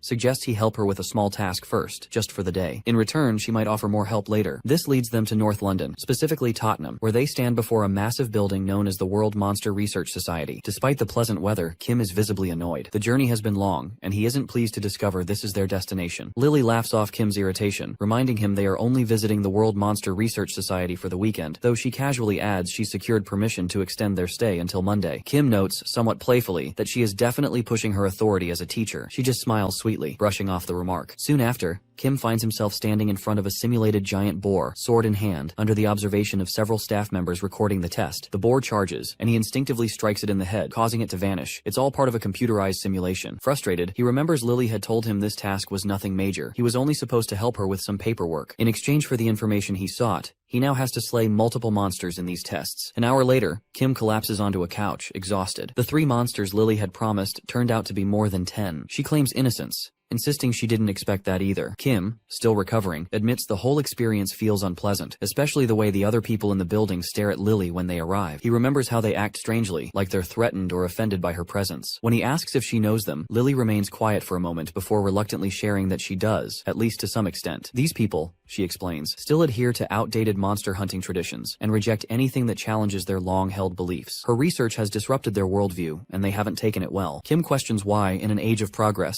they still cling to such outdated validation methods and insist on traditional weaponry like swords. Lily explains that these practices are upheld as sacred traditions within the association. Change is terrifying to them, and their unwillingness to adapt has frozen their thinking. She goes on to describe how the Monster Hunting Society's current structure is held up by nepotism and resistance to progress. Even if her work is superior, it means little without official recognition. Their need for the perfect monster hunting strategy is less about effectiveness and more about maintaining power. As they exchange glances, Lily adds ominously that the people in charge will stop at nothing to find a strategy. Kim, having done his part, reminds her that it's now her turn to hold up her end of the deal. Lily smiles, seemingly pleased with how things have turned out, and reveals that the real reason they came here is to meet someone important, Chairman White Lotus. While sipping from her mug, Lily remarks that the chairman, who often frequents the association, likely hasn't overlooked Kim either. Feeling the weight of the situation, Kim stands up, saying that maybe it's time for them to meet her before things get complicated. But just then, a knock comes at the door, followed by a voice asking to speak with him. A woman enters, graceful, composed, and holding a fan. She introduces herself as Seolyeon, the in charge of the White Lotus Association. Kim, slightly thrown off, introduces himself and responds politely and asks what she needs. To his surprise, she asks if he can take care of a person for them. Lily, clearly confused, stands in silence before excusing herself, sensing the conversation has shifted into something far more serious. Once Lily exits, the chairwoman, now formally introduced as the head of the White Lotus Association and a member of the influential Seol family, begins explaining her purpose. She speaks of a prodigy from her clan, someone who has risen in power following the era of destruction. This individual, a young girl, has surpassed seasoned contractors by age 13 and even defeated her own family's Seolang guild members. Her destructive power is immense, so much so that even the head of the family has been unable to contain her. She has since secluded herself within the Seol family's private training hall, claiming there is nothing more to learn from the outside world. When Kim asks if she wants him to take care of her, she confirms. Though initially reluctant, Kim questions why someone with such raw power would need his help. After all, the chairwoman herself clearly possesses formidable strength. Her aura is impossible to mask even with concealment magic. She acknowledges this with a smile, impressed by his sharp perception. Finally, she explains her reasoning. The girl in question, despite her terrifying strength, fights using only physical techniques. And just like Kim, she is 17. It isn't just about strength, it's about matching energy, experience, and age. The chairwoman needs someone like him to defeat the girl. He places his hands behind his neck, indicating he understands, but asks why she assumes he would agree to work with her. Seolyeon calmly replies that the White Lotus chairwoman would never request help without offering something in return. She begins to discuss payment, but Kim cuts her off, stating that he doesn't want money. Instead, he has a specific place he wishes to visit, and her help in getting there is all he needs. Seolyeon taps her fan, curious about the destination. They are already standing outside the White Lotus Association building in China. Kim admits he hadn't expected to arrive this way, by private jet. Seolyeon smiles and claims it is because Kim has claimed he is low on time. She then clarifies the terms, asking if Kim truly wants to enter the Great Palace of Yahello, to which our boy confirms. As they enter, they pass through a courtyard where others react with hushed surprise. Inside, Kim looks around with curiosity, and finally asks Seolyeon why she wants him involved with a girl she seems to have no personal ties with. She admits that while she has no direct connection to the girl, many have challenged her in the past, students and teachers alike. She hopes Kim can finally break the girl's arrogance, which has become a problem. If he succeeds, she believes the Seol family will recognize her efforts, and she can lead the White Lotus to greater heights. Standing before a portal, Seolyeon explains it will lead him to the Seol family's secret training room, where Kim will find the girl. Kim steps into it, confirming he is positioned correctly. Just before he vanishes, he asks the girl's name. Seolyeon replies that it is Yenlang. As he emerges from the portal, he finds her sitting on the floor, scowling and demanding to know if the Seol family has sent him to retrieve her. Kim approaches her with a calm smile, seemingly unbothered by her hostile demeanor. He acknowledges her arrogance, then launches a sudden attack, testing her strength with a punch. To his surprise, she effortlessly catches his fist. Without hesitation, she retaliates by channeling mana into her hand and striking him in the stomach, sending a burst of energy behind him. Her glare is sharp and accusing. Frustrated that he has underestimated her so easily, Kim remains silent before lifting his gaze with a composed smile. In an instant, the fight escalates. He grabs her arm and tries to strike her face, but she narrowly dodges, though the effort shows. He follows up with a blow to her arm that leaves her visibly hurt. She steps back, shaken, and demands to know who he is. Kim simply gestures for her to come at him again, casually revealing that he is just a 17-year-old student who has misjudged her. Seeing no other option, she retreats to reassess and counter, but Kim doesn't give her the chance. He closes the distance in an instant, and this time, his punch lands squarely in her stomach. She flies back, clutching the spot in pain. Yet in that moment, Kim recognizes something remarkable. The young lady has adjusted her footing at the last second, lessening the damage. He knows even his former disciples have failed to master such body control. It gives him hope and respect for her. As she steadies herself, her expression shifts from frustration to determination. She can't believe someone so young is holding his ground against her. With renewed energy, she smiles and takes up a fighting stance, ready to go again. Meanwhile, this entire fight plays out on a screen watched closely by Seolyeon. Just as the match intensifies, a man appears behind her, apologizing for interrupting. He asks if the boy will be alright, clearly skeptical of his chances. Seolyeon listens silently as the man muses about Kim's skill, though he doubts that anyone outside White Lotus can truly stand against their prodigy. When Seolyeon doesn't respond, he gently reminds her that even she had once lost to Yenlang, though she hadn't used magic at the time, relying only on raw strength. Seolyeon doesn't hesitate to acknowledge that the man watching the fight is right. She had once lost to Yenlang herself, and even if she had used her full magic power, she admits she still might not have won. As the man stands beside her, Seolyeon adds that back then, the gap in magic power between her and the young lady was almost negligible. It has been years since then, and Seolyeon believes Yenlang hasn't grown weaker. If anything, she has likely improved. The guard, now clearly invested in the outcome, questions why Kim is risking his life in a battle he seemingly can't win, especially since he doesn't even come close to Seolyeon's level. But Seolyeon, ever composed, tilts her head and asks if he truly believes that. After all, our boy isn't just any student. He had dominated the inter-school competition, winning by a wide margin. She watches the screen intently, knowing that regardless of the outcome, her personal goals don't hinge on his victory. Back in the battle, Yenlang launches another aggressive attack. Drawing her claws, she lunges at Kim with deadly precision. He avoids her slashes, but her knee manages to connect with his face, briefly giving her a moment of satisfaction. That satisfaction turns to panic when she feels intense pain shoot through her knee. She leaps back, clutching it in agony, realizing she has slammed it directly into Kim's forehead. Frustration is starting to set in for Yenlang. Despite her repeated efforts, none of her attacks are working. She can't identify a single weakness. More troubling is the idea that Kim, a seemingly ordinary student, might actually be physically superior to her. He hasn't even used his magic yet. Yenlang, boiling with emotion, finally begins unleashing her full power. Her body lights up with a crimson aura as she decides to fight in earnest. Kim, smirking, responds in kind, his own blue aura flaring to life as his eyes glow with a powerful light. She charges at him at blinding speed, concentrating all her mana into a single devastating blow. Flames surge from her fist as it nears his face, just a centimeter away, and for a fleeting second, she thinks she has finally landed a clean hit. But Kim simply tilts his head at the last moment, dodging her strike entirely. Still bent over, he thanks her for the warm-up, but makes it clear the warm-up is over. With brutal force, he drives his glowing fist into her stomach, making an explosive impact. Yenlang's eyes turn pale with shock and pain while her breath seems to be stolen from her lungs. In that moment, all she can do is whisper the truth. He is a monster. Kim stands over Yenlang's defeated body, calm and composed, while those watching him, Seolyeon and the guard, can barely hide their shock. He drags her by the scruff of the neck, battered and unconscious, and presents her before them, saying it is a fair fight. Seolyeon can't believe he has actually won, and quietly asks if he is injured. Kim casually says he is fine, though he can't say the same for Yenlang. As he tosses her aside, the young lady groans back to life, cradling her aching head. Her mood instantly sours upon seeing Seolyeon, and anger flares. But Seolyeon calmly reminds her of the conditions they agreed upon earlier. She then turns to our boy, intrigued by his interest in the Alala Palace. With a slight smile, she tells him he can enter it now, asking if he is satisfied with this arrangement. Kim grins and eagerly accepts. As he leaves with Seolyeon, Yenlang remains silent, watching them disappear from view. The guards fuss over her, offering medical help, but she ignores them. Instead, she asks the name of the one who defeated her. When told it is the young lad, she repeats it sweetly and breaks into a wide, almost love-struck smile. In her mind, he is now one of the strongest people in the world, and she is already dreaming of their next fight. Elsewhere, a hell demon questions her bold claim about his strength, while Kim is already deep within the Alala Palace maze. Surrounded by ancient armor and glowing portals, he recalls Seolyun's warning that this place, situated beneath the castle's foundations, was a never-ending labyrinth. Seolyun had mentioned he wouldn't encounter living armor unless he pushed too far, but clearly he has. Not long after entering, Kim finds himself ambushed by a swarm of enchanted suits of armor. Armed only with metal swords, he dismantles them one after another with brutal precision. When the last one falls, our boy exhales deeply, standing atop a mountain of crushed armor. Despite this victory, he is confused about the maze. Room after room, over 20 of them, yield nothing but emptiness. Kim recalls his mission and wonders if the office room mentioned in it is there. Just as he is getting frustrated, Barch nudges his attention to a large double door nearby. Inside, he discovers a room with an old painting of a bearded man hanging over a desk. For a moment, he believes he might have found Aliftry's office, but something feels off. Kim glances down at the painting, noticing a signature in an unfamiliar language. Barch quickly deciphers it, revealing that the signature reads, Aliftry Johnny. Flying through the void, the Tower Master crosses his arms, explaining to Kim that reading the signature is difficult to explain, but he likens it to a script transmitted to him through his neurons. Barch suggests it could be linked to his lost memories. Determined to find the secret room, Kim places his hand on the table and begins scanning the area. Realizing it would take too long to check each item, he smashes the table with a powerful strike, revealing a hidden trapdoor beneath it. Barch confirms it is likely what they are searching for. Kim opens the trapdoor, leading to a basement. As he descends, he mutters that the darkness in there is annoying. Suddenly, the quest message appears, confirming his task to find the secret room. In the basement, Kim encounters a girl sitting at a table, 2 candles flickering beside her. She introduces herself as a guide, eager to answer his questions. As Kim takes a seat, she explains that her name has been taken from her. This suddenly reminds our boy about the dream he saw where the being was talking about names. The girl reveals that names have power. They define a person's life, their talents, their choices, and their strength. Names, when combined with potential, can grant incredible power. The girl hints that a dark figure who takes names also steals the power they hold. Kim asks what happens to those whose names are taken, and the girl explains that they become constellations. Surprised, Kim presses further, and the girl suggests that he might be an exception, possibly due to reincarnation. Kim is taken aback by the guide's knowledge, which seems just as extensive as Barch's. The guide, wearing a malicious smile, teases him about still doubting her and clarifies that she isn't the one sending the notifications to him, as he assumes. She explains that she too has learned everything through those messages. Curious and frustrated, he presses her for more information, asking who the dark figure trying to steal his name is. The guide reveals that the figure is called the Maze Lord, a being whose goal is to move the Tower of Destruction to his labyrinth and feed on the power of high-level names. Kim is puzzled about how such a figure can wield such power and control, leading the guide to suggest that the Maze Lord is a being whose actions align perfectly with his name. She also hints that the world our boy inhabits, Earth, is itself part of the maze. She explains that only by stealing names from those who have accumulated karma can one become a constellation. Hearing this, Kim wonders if it is possible that his disciples have all become constellations since they have made a name for themselves. Thinking about it, Kim speculates that they might be playing right into the hands of the Maze Lord without realizing it. However, according to the guide, the fact that the young boy is reincarnated is a variable even for the Maze Lord. The guide continues, explaining that the Maze Lord is not omnipotent and that it is possible to outplay him. She reveals that the person who has orchestrated his rebirth and arranged their meeting through the notifications isn't the Maze Lord. Kim wonders who could be behind all of this, but the guide is uncertain, claiming that they might be someone connected to Kim. She then gives him a ring, explaining that it will play a crucial role in their retribution. However, the guide says there is no time to explain further. Kim, confused, begins to ask questions, to which she admits that despite sharing everything she knows, she is still being pursued by the master of the maze. However, she reassures him that now they have met the conditions, they can see each other again in a couple of days. With a snap of her fingers, a red aura envelops them, and in an instant, Kim finds himself outside the building in a cave. His anger boils as he thinks about the Maze Lord and the mastermind behind the Tower of Destruction who took his name, and the interference with his life. As he walks away, examining the ring, Kim is determined that it must hold some kind of power, something that can strengthen him, though not directly. He envisions absorbing the magic power from 2 storage stones, hoping they will restore him to his former strength. As our boy continues walking, he reaches the cave's exit and steps outside. Meanwhile, on an island in the North Pacific, Han sits fuming over news about the high school student. The news reports that Kim has dismantled the Samsel group. The man, Han, leader of the Soul Fanatic group, also known as the Dragon King, has been closely monitoring him after learning about the constellations, but discovering that our boy has defeated Choi Jingjian, who has been contracted distracted by a constellation, pushes him to the edge. In a fit of fury, he realizes that even with the resources he has sent to kill Kim, the boy has outsmarted him. Han sits back, seething, feeling as though he has been thoroughly defeated by a single high school student. Han, still seething, is interrupted by a voice remarking on his puzzled expression. He turns, ready to snap, but it is Georg, the leader of the privileged race. Han grumbles about the lack of a proper greeting, to which Georg replies that if he hadn't barged in, Han would have been even more furious. Georg then asks if the source of Han's frustration is Kim, to which Han admits it is. Georg, leaning back on the sofa, begins to explain how Kim has not only cost them a valuable chess piece, but has also disrupted their plans. Before Georg can finish, Han interrupts, asking if he is talking about Desera, and Georg confirms it. Georg casually explains that Desera has failed his mission, and despite being an informant for the Ventric family, has let everything slip to a high school student. Unable to let the leak go, Georg has sent Desera to the prison tower. As the conversation continues, Han brings up the Samsel group and asks if he can help him deal with the 3 individuals who are still tied up. Georg agrees, but as Han begins to contemplate Kim's involvement, Georg expresses concern about reaching out to him. He warns that he is a target of the first cult, a dangerous group led by hooded figures with unsettling motives. Han, now more concerned, questions what kind of people they are dealing with. Georg, with a serious expression, confirms that although the cult doesn't adhere to any decent principles, they are unpredictable and far more dangerous than they appear. He also mentions that they are responsible for handling Logan's squad, which has caused Han some relief, as he has heard about it as well. The two of them acknowledge that if they interfere with the cult's plans, they will likely become targets themselves. Han, still furious, realizes that the only option left is to wait. He laughs bitterly at the thought. Meanwhile, Kim finds himself surrounded by a crowd of hooded figures, all staring at him. He questions their motives, pointing out that they are either fearless or completely out of their minds as they stand at the campus. The leader of the group, standing in front of him, remains silent, intensifying the tension. The scene shifts to a past moment, where the hooded figure named Deacon once speaks to Adelia, the head of the Ventric family. He expresses readiness for their task, but Adelia, with a half smile, implies they could have prepared sooner. Apologizing, he assures her that, given the nature of Kim, thorough preparation has been made. He mentions having contractors who can create subspaces, and all team members have been carefully selected by the Ventric family to ensure no leaks to the press. Adelia, satisfied, then turns cold, asking if he has taken care of another matter. The man confirms that a special storage stone with an endless supply of magic for sanctuarization has been prepared. Adelia acknowledges this, but the conversation quickly turns to Deacon's role in leading the elimination team and overseeing the subspace project. As he asks if they are planning to summon a new constellation with sanctuarization, Adelia, appearing calm, confirms it. However, when Deacon questions the necessity of such a plan, the lady grows angry. She quickly calms down, explaining it is merely a precaution. As the conversation shifts, Adelia reveals that a long silent constellation has recently responded. This news causes Deacon to worry, especially when a notification pops up, signaling that the beaked mass constellation is seeking more information. The lady, though uneasy, seems excited at the prospect of speaking with the constellation. Back in the present, Deacon and his team surround Kim. His worry grows as he ponders why a silent constellation would suddenly speak, but he quickly orders the contact group to prepare for a space distortion. The hooded figures crouch and place their hands on the ground, readying for the next phase of their plan. As the figures begin casting a distortion spell around Kim, a yellow shell materializes around him. Kim, unfazed, turns and asks about the subspace. He taunts the group, mocking their effort and questioning how long they've been preparing this. When he speculates that the plan is the idea of the Ventric family's leader, Deacon grows nervous, realizing that Kim has figured it out. Kim, with a smirk, explains that among his enemies, 2 use black magic and only 1 does not. He then mocks them further, suggesting that if it's not the Ventric family, who else could it be? Deacon, rattled, orders the bandits to remove their hoods, revealing an elimination squad armed and ready for combat. The bandits, radiating a yellow aura, stand prepared to fight with various weapons, including fists, spears, and swords. Kim, standing confidently, mocks them for gathering so many to deal with a mere high school student. Deacon, maintaining a serious expression, explains they are merely following their leader's orders. Without warning,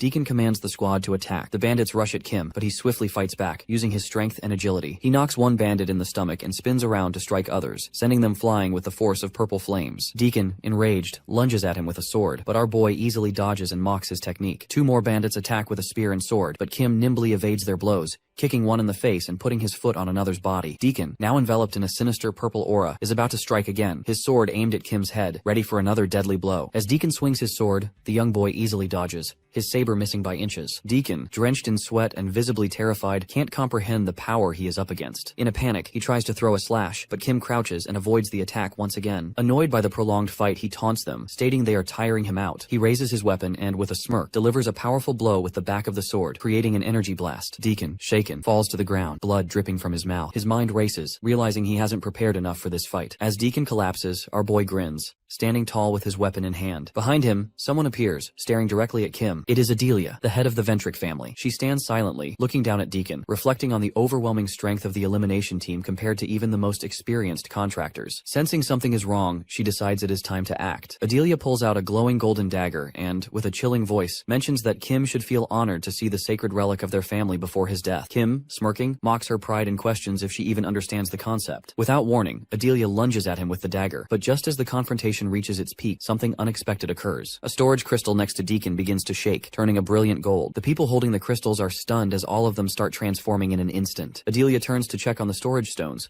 only for her sword to begin glowing with the same golden light. The brightness is overwhelming, and she instinctively fears what is happening. A notification appears, simply saying, "Master," and as the golden light fills the air, everyone freezes. The members of the elimination squad, including the lady, are completely immobilized, both mentally and physically. Only Kim remains unaffected, standing calmly. Adelia realizes with a sinking feeling that it is the sanctuarization skill, activated involuntarily. As she struggles to understand, she watches her entire group, helpless and frozen in place. She watches our boy with confusion, wondering why he is unaffected by the golden light that has frozen everyone else. As she gazes at him, Kim walks over and casually touches her glowing dagger. At that moment, the notification appears in front of him, displaying a single word, "Master." Kim reads it, puzzled, not understanding who it could refer to. Suddenly, a figure materializes out of thin air. It is a little girl in a suit and face mask. She removes her mask to reveal a blonde girl who calls him Master. Our boy, initially in disbelief, is pleasantly surprised to see her. The girl, equally happy to see him, is revealed to be someone from his past. Flashing back to their earlier encounter, Kim remembered her sitting chained and bare-toothed. He jokingly told her to look at herself, to which she responded with a vicious glare, her eyes full of hostility. She snapped at him, telling him not to pretend to know her. Kim calmly responded that, although he might not know everything about her, he did know a few things. He revealed that, like her, he had once been a prisoner, a captive of a man who sold people, and had lived a life of slavery. Surprised, the girl listened as Kim shared his story of being abducted and shackled in his youth. He asked her if she wanted to be free, but her reaction was filled with disdain. She lashed out, grabbing the chain around her neck, screaming in frustration, insisting that freedom was impossible as long as the chain remained. After a moment, she calmed down and told Kim to leave her alone. She wasn't sure how he had found her, but warned him that the human trafficker would soon return. Kim smiled and closed his eyes, explaining that the chain could only be removed in two ways, through the death of the owner or by the owner's own decision. The young lad explained that the first method of breaking the chain didn't always work, and the girl, clearly surprised, listened as he shared that the previous owner had died. She then asked if it meant she would never find freedom again. Kim smiled and in a confident tone offered her a chance. He gripped her collar tightly, using his blue magic to manipulate the magic components of the limiter. Slowly, he began to dissolve the chain. The girl watched in disbelief as the collar crumbled away while her hands were trembling. Tears welled up in her eyes as she touched the broken chain, realizing the torment that had held her captive for so long had finally ended. Kim stood up and asked what she planned to do now that she was free. The girl, still in shock, revealed that she didn't know. The human trafficker had stolen her home and family. Kim then proposed a new path, telling her he was setting off on a journey and that he would rid the world of those who thought themselves superior to others like the slave traders. He offered for her to join him. She hesitated for a moment but then agreed. Kim extended his hand to her with a smile and told her to call him Master from now on. She nodded and they began to walk together. As they were about to leave, the girl called out to him, asking for his name. Kim introduced himself and the girl smiled sweetly, almost in tears, trying to reveal her name, but Kim couldn't remember it. Kim remembers the girl, recognizing her potential as she becomes a constellation but can't remember her name. He ponders the guide's words and accepts that he can only call her by her nickname. With a final glance at the girl, he acknowledges that their paths have crossed once more after a long time. Adelia is stunned as she watches Kim interact so casually with a constellation, referring to her by the nickname Moron. The girl approaches her and asks him what they should do before celebrating their reunion. Without warning, Moron takes the dagger from Adelia's hands, leaving her horrified as the constellation herself has touched the relic. Moron then lifts the dagger and does something that causes Adelia to lose control of her body, collapsing to the ground with lifeless eyes. Everyone around her falls as well, while she still holds the dagger in her hand. Moron turns her attention to Kim, asking what should be done with them, perhaps considering killing him. Our boy, however, has a different idea. The next day, Instructor sits in shock, staring at his laptop. His eyes are wide in disbelief as he sees the announcement of sponsorship from the Ventric family for Valhalla Academy. A massive sum of 5 billion is listed under personal sponsorship for Kim. Instructor, stunned by the amount, can barely comprehend it. Lee, walking over with coffee, points out how strange it is that such a large donation comes through now, noting that it is likely to cover up something. Instructor asks if it is connected to Rockdale's actions, but Lee dismisses the idea, calling it stupid. Lee explains that when Kim was attacked by Desera, a sponsorship was offered to silence him, but now, after the Ventric family had disowned Rockdill, they drew the line. Despite the disownment, the Ventric family hadn't taken any real action to distance themselves from Rockdill. The instructor, still processing the situation, questions why the Ventric family is sending such a large sponsorship to his side, especially when they aren't sure if he would even accept it. Instructor suspects that Kim will reject their offer, which leaves them in a complicated position. Lee takes a sip and mentions that they might learn the answers if they ask the young lad about it in person. Instructor, understanding the situation, nods in agreement. Soon after, they are transferred to the meeting room. Our boy, with a smile on his face, expresses his eagerness to accept the scholarship. Instructor is surprised by his response, but Kim assures him there is no point in rejecting the 5 million. He confirms that he is right. Kim then gets up and tries to take his leave, as the discussion seems to be over. However, the instructor extends his hand and pauses briefly before adding that not only will he receive the sponsorship, but the academy itself will also benefit. According to the academy's rules, this means our boy can be moved to a premium class dorm. Kim smiles, stating that everything seems fine now, and that he might apply for the opportunity later. After a brief exchange, Kim leaves, leaving the instructor behind, deep in thought. The instructor, sitting silently on the sofa, struggles to understand why he has changed his mind. Previously, our boy refused when Adelia approached him, but now he agrees to accept the sponsorship. The instructor realizes that the academy has nothing to lose in this matter, and will likely pay little attention to it. As Kim walks down the hall, lost in thought, he recalls the earlier conversation. He remembers Moron asking how to deal with these fools, even suggesting they should be killed. Kim dismissed the idea, believing it wasn't worth killing them. Instead, he had a plan.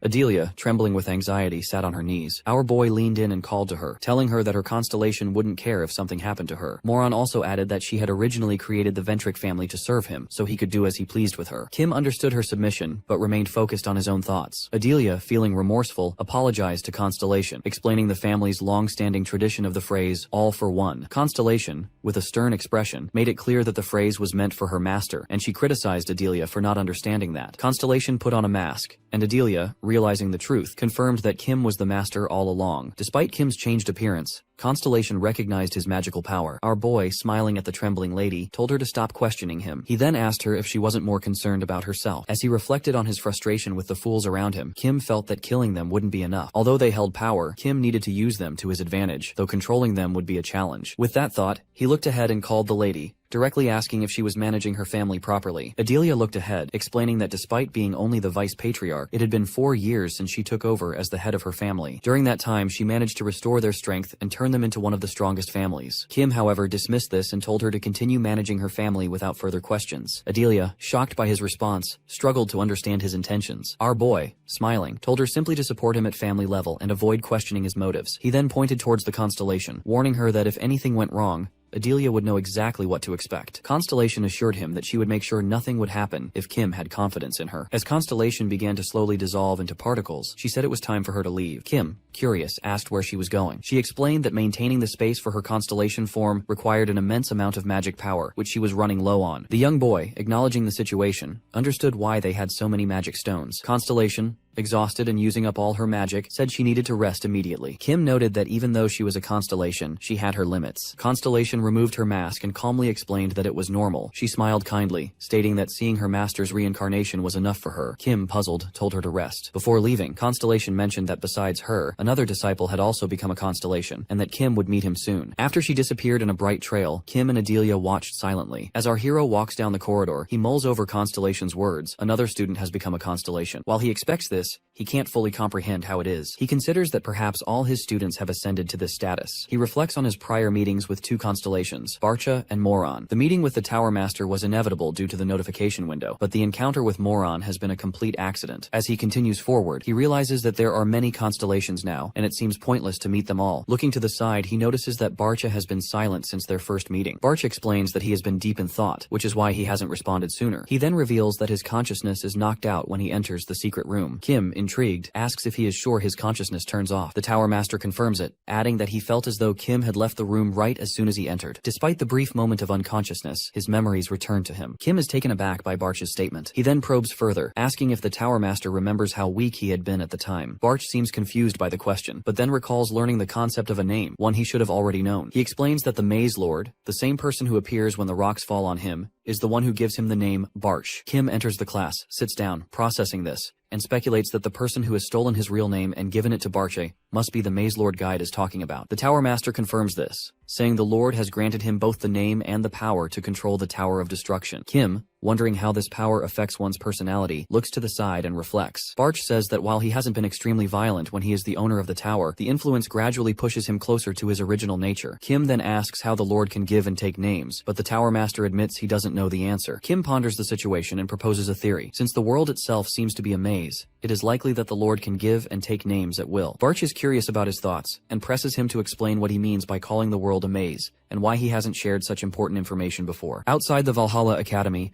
our boy walks to class, deep in thought. Barch, catching up, asks if his theory about the world being a maze is true. Kim affirms it is, though he admits it is a sad reality. He reflects on the guide's words, recalling an opportunity for a counterattack. They have missed the chance to act and now have to wait. The following day, while Kim is in the canteen, he is suddenly transported to the room where he meets the guide. Seeing her there confuses him. He has no idea what has just happened. The girl, having never seen a tray before, asks about it, which really irritates Kim. He snaps in response, revealing that it is just a food tray. He repeats himself, frustrated that despite their meeting being scheduled for 2 days later, she has interrupted his lunch. Guide, observing our boy as he sits at the table, shifts her focus and asks if he has the ring with him. He pulls out the ring, confirming that it is with him, and examines it. Guide smiles and says it is time to use it. Kim, holding the ring, notes that it doesn't seem to affect his abilities in any way, and questions how it can be useful against their opponent. The girl assures him that it is simple. He needs to put it on and enter the maze. Kim, still holding the ring, wonders if he really needs to enter the maze, as he believes there are no natural mazes left. Guide confirms that there are no natural mazes at the moment, but the Maze Lord will soon create new ones. She explains that a dungeon break or disaster occurs when this happens, unleashing chaos in the surrounding areas as monsters emerge. He reflects on how, in his previous life, the appearance of these monsters filled the world with danger, leaving no place untouched by their destruction. In his current life, however, things have calmed down, making life more manageable. Curious, Kim asks when and where the maze will appear. Guide smiles and tells him that it will happen in 3 months. Likely in a country called Korea. She adds that she is still assessing the scale, but it is certain that it will happen there. Kim, realizing he lives in Korea, asks the possibility of preventing it on a national level. However, Guide clarifies that the information she has is limited, and she is keeping it a secret from the Maze Lord. Our hero then asks about the maze's details, as it will appear in a big maze, which is the world. Guide explains that the Lord of the Maze is responsible for creating them, and Kim wonders if he is preparing once again to give and take names. Guide confirms it, suggesting that the Lord is preparing for the adaptation of people before the Tower of Destruction appears. The young boy understands that he will need to wear the ring and destroy the maze in Korea before it can fully materialize. As Kim reflects, Guide asks how he has destroyed mazes in the past. He recalls that when dealing with powerful bosses, he often ignores them and focuses on destroying the maze stones instead, causing the maze to collapse. Guide acknowledges this method but emphasizes that this time things will be different. Our boy, puzzled, asks what she means, and she hints that their approach will need to change. Kim holds the ring before him as Guide points to it and explains that he will need to kill the maze's boss while wearing the ring. Kim, curious, asks if there is a specific reason for this. Guide smiles and assures him that there is indeed a reason. She explains that although their world is a maze created by the Maze Lord, creating dungeons like the Tower of Destruction is no simple task. The guide continues, saying that everything in the maze is powered by the name bestowed by the Maze Lord, with the boss being a key component of the maze's creation. She explains that if Kim kills the boss while wearing the ring, it will absorb the name given by the Maze Lord. This act marks the beginning of their counterattack. Holding the ring, Kim asks how effective names can really be in their plan, wondering how stolen names can make a difference. Guide smiles at his insight, replying that the Maze Lord won't even notice the loss of one name. His current focus is to adapt people to the Tower of Destruction. The guide clarifies that the goal isn't just to steal one name, but also to clear the maze quickly by killing the boss. If the Maze Lord realizes what is happening, the maze will disappear before it can be fully adapted, prompting him to take drastic measures, such as sending out many names and causing chaos in the world. This presents the perfect opportunity for them to absorb names on a massive scale. These absorbed names provide strength for their cause. Kim, reflecting on this, asks if the absorbed names will convert into power. Guide confirms, adding that using this power will not harm innocent people. She explains that when someone takes away the name from the Maze Lord, the person can either become a constellation or remain bound to the name, unable to be reborn. However, if Kim uses the power to absorb names, the restrictions placed on those whose names have been taken will be lifted. She assures him that only he will know about it, being the one in control at the moment the name is taken. Kim carefully listens to the girl's instructions before putting the ring on his finger. With a smile, he asks if they just need to wait for the dungeon to break through. The guide confirms that is all for now, and assures him she will provide the exact location and date when the time comes. Kim then asks if simply killing the boss and destroying the maze will be enough to complete their task. The guide raises her hand as if to snap her fingers, explaining that while the monsters inside the maze will die once it is destroyed, the ones that have already escaped will remain. She suggests that he will need a team to track and deal with these monsters once they emerge. With that, she snaps her fingers, and a bright light engulfs the scene. Suddenly,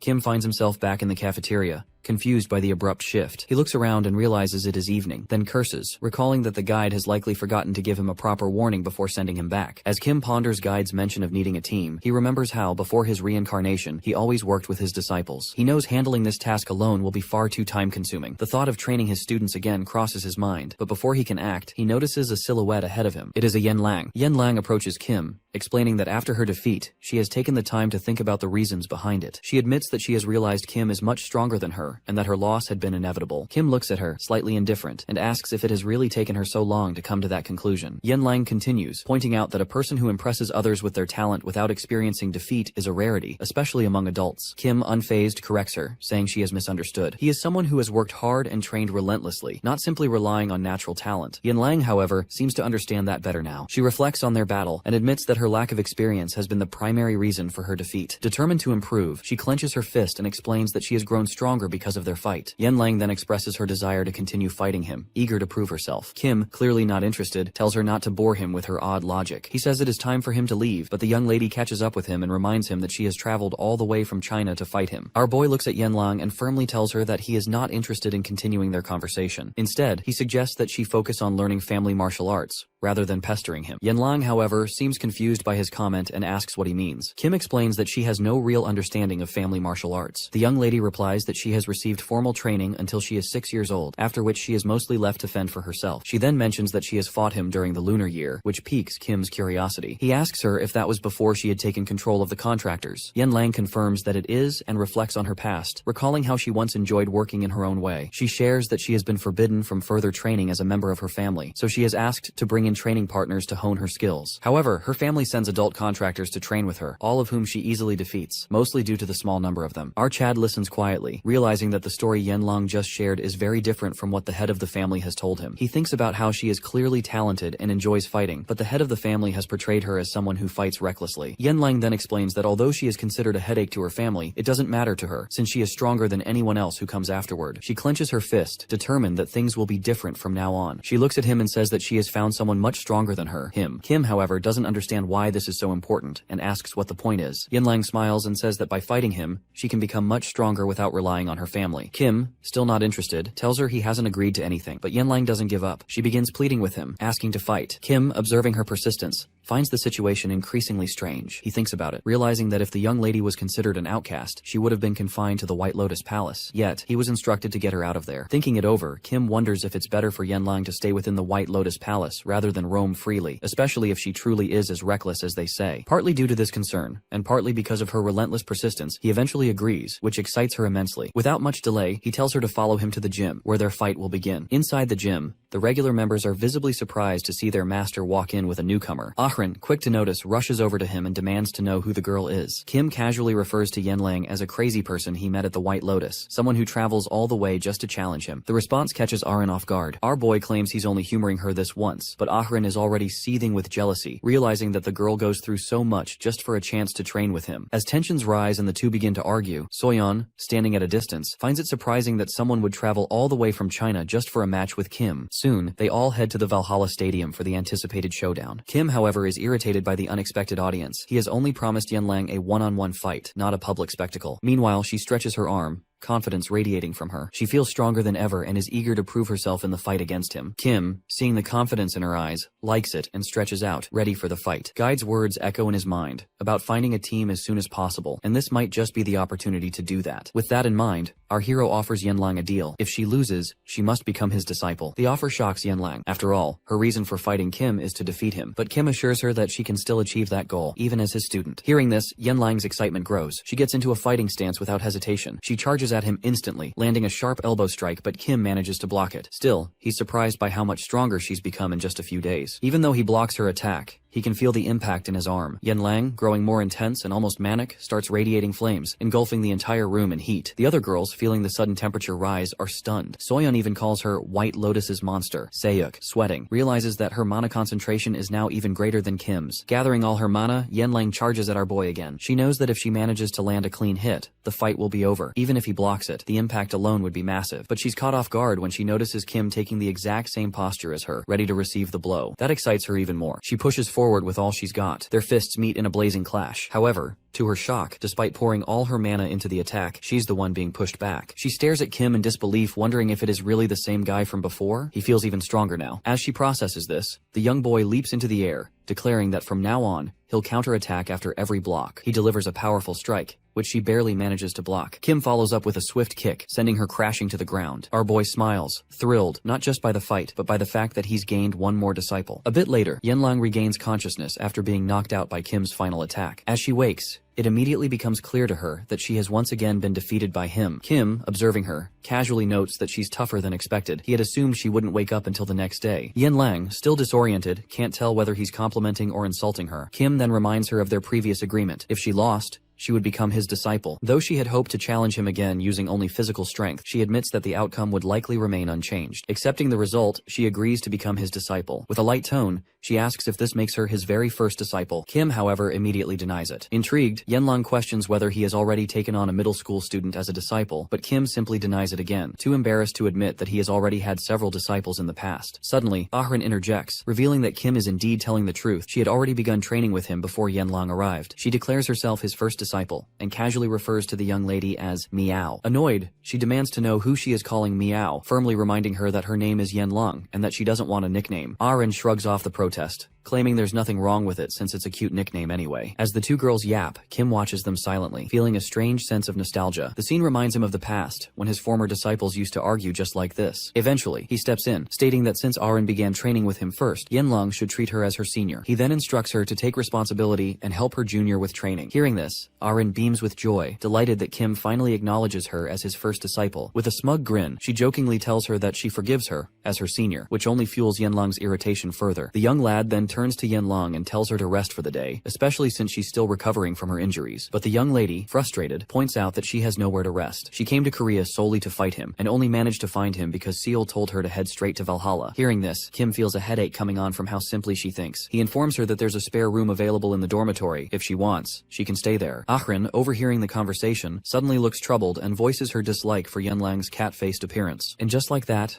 the two girls begin arguing again. As Kim walks back to the dormitory, irritation builds within him. He wasn't able to train properly because of their constant yapping. Still, deep down, he knows both of them have the potential to become great disciples. Meanwhile, Soyeon still needs to focus on physical training, so it will be a while before she's ready to learn swordsmanship. Sehyuk, on the other hand, continues to train independently. For now, only Ahrin and Yanlang are fit to accompany him in facing the impending calamity. While lost in thought, Kim suddenly receives a call from Adelia. She reports that the donation process has been completed along with all his other requests, and asks if there's anything else he needs. Remembering the coming threat, our boy tells her to begin searching for contractors, as a major disaster is expected to strike within the next 3 months. Startled, Adelia asks how he knows this, but Kim simply states that she doesn't need to know the source of the information. What matters is that, based on what he has, the disaster will take place in South Korea. Adelia immediately understands and assures him that she will alert other contractors and even the Korean guilds. Quietly, and without drawing attention, Kim reminds her once again to handle everything discreetly. Somewhat embarrassed, Adelia then brings up their constellation, asking if he could inform it that they're doing everything they can to make it happy. Curious, Kim asks if the constellation is still dormant. Adelia confirms, explaining that she's been trying to reach it, but there's still no response. This makes Kim wonder whether a single day is enough for a constellation to regain its powers. He assures her not to worry, and says he'll let the constellation know she's doing an excellent job. The next day in Valhalla, Kim is seen training with Ahrin. The two jog together at a steady pace, while Yanlang, already panting, struggles to keep up. She looks like she's on the verge of collapse. After the run, she falls to the floor, completely exhausted and feeling like she might die. Kim chuckles, somewhat impressed. He had honestly thought she'd faint. Yanlang, catching her breath, insists that she's been taking the training seriously and hasn't been slacking off. Seeing her determination, Kim decides to push the training even harder, realizing her stamina is actually better than he expected. Just then, a woman appears and asks if Yanlang is with them. Kim, surprised by the resemblance, squints and wonders who she is, because she looks strangely similar to Yanlang and Seol. The woman strides forward and angrily addresses the young lady, her daughter, and demands to know why she never informed her that she was coming to Korea. But Yanlang, her expression darkening, coldly calls the woman by name, Yeon. Kim, taken aback, turns to Yeon and claims he thought her mother was Seol, the head of the White Lotus Institute. That's when the woman formally introduces herself as Yeon, head of the Seol family, and clarifies that she is indeed Yanlang's biological mother. She adds that Seol, the head of the White Lotus Society, is actually her younger sister. Yeon then glances at Yanlang, confused, and wonders aloud why her sister never mentioned that she had already left the White Lotus Palace, or why she sent her to Korea in the first place. Muttering to herself, she says she'll ask Seol about it once they return. Turning back to Yanlang, she coldly states that it's time for her to return to the White Lotus Institute, but the young lady explodes in anger. She demands to know why she should go back, accusing her mother of never being there, not when she was bullied, not when she locked herself away in the palace. Her voice trembling, she tells Yan to stop pretending she was ever a decent mother, and declares that she can live on her own now. Yan tries to explain that she had no choice but to abandon Yanlang, that she was simply following the orders of their constellation, and that she should understand that. But she cuts her off, furious, saying her mother never told her any of this. She only found out through the gossiping servants at the palace. Yan dismisses that detail, saying it doesn't matter how she found out. What matters now is that she must return. It's the will of their constellation. She adds that this is also Yanlang's chance to reclaim her rightful status within the clan and earn the constellation's favor. With a stern glare, she warns Yen not to embarrass her in front of others again. Yanlang stands there, stunned, and asks if that's the real reason her mother had always tried to push her out of the palace, just to use her as a tool to gain status. The woman confirms it without hesitation. Enraged, the young lady tells her mother to leave, that she's only interrupting their training. She reminds her that they're in Valhalla, and warns her not to cause trouble here. Smirking arrogantly, Yan states that the only reason she didn't bring any guards with her is so she could act freely, without anyone watching. With that, she releases a surge of mana into her palm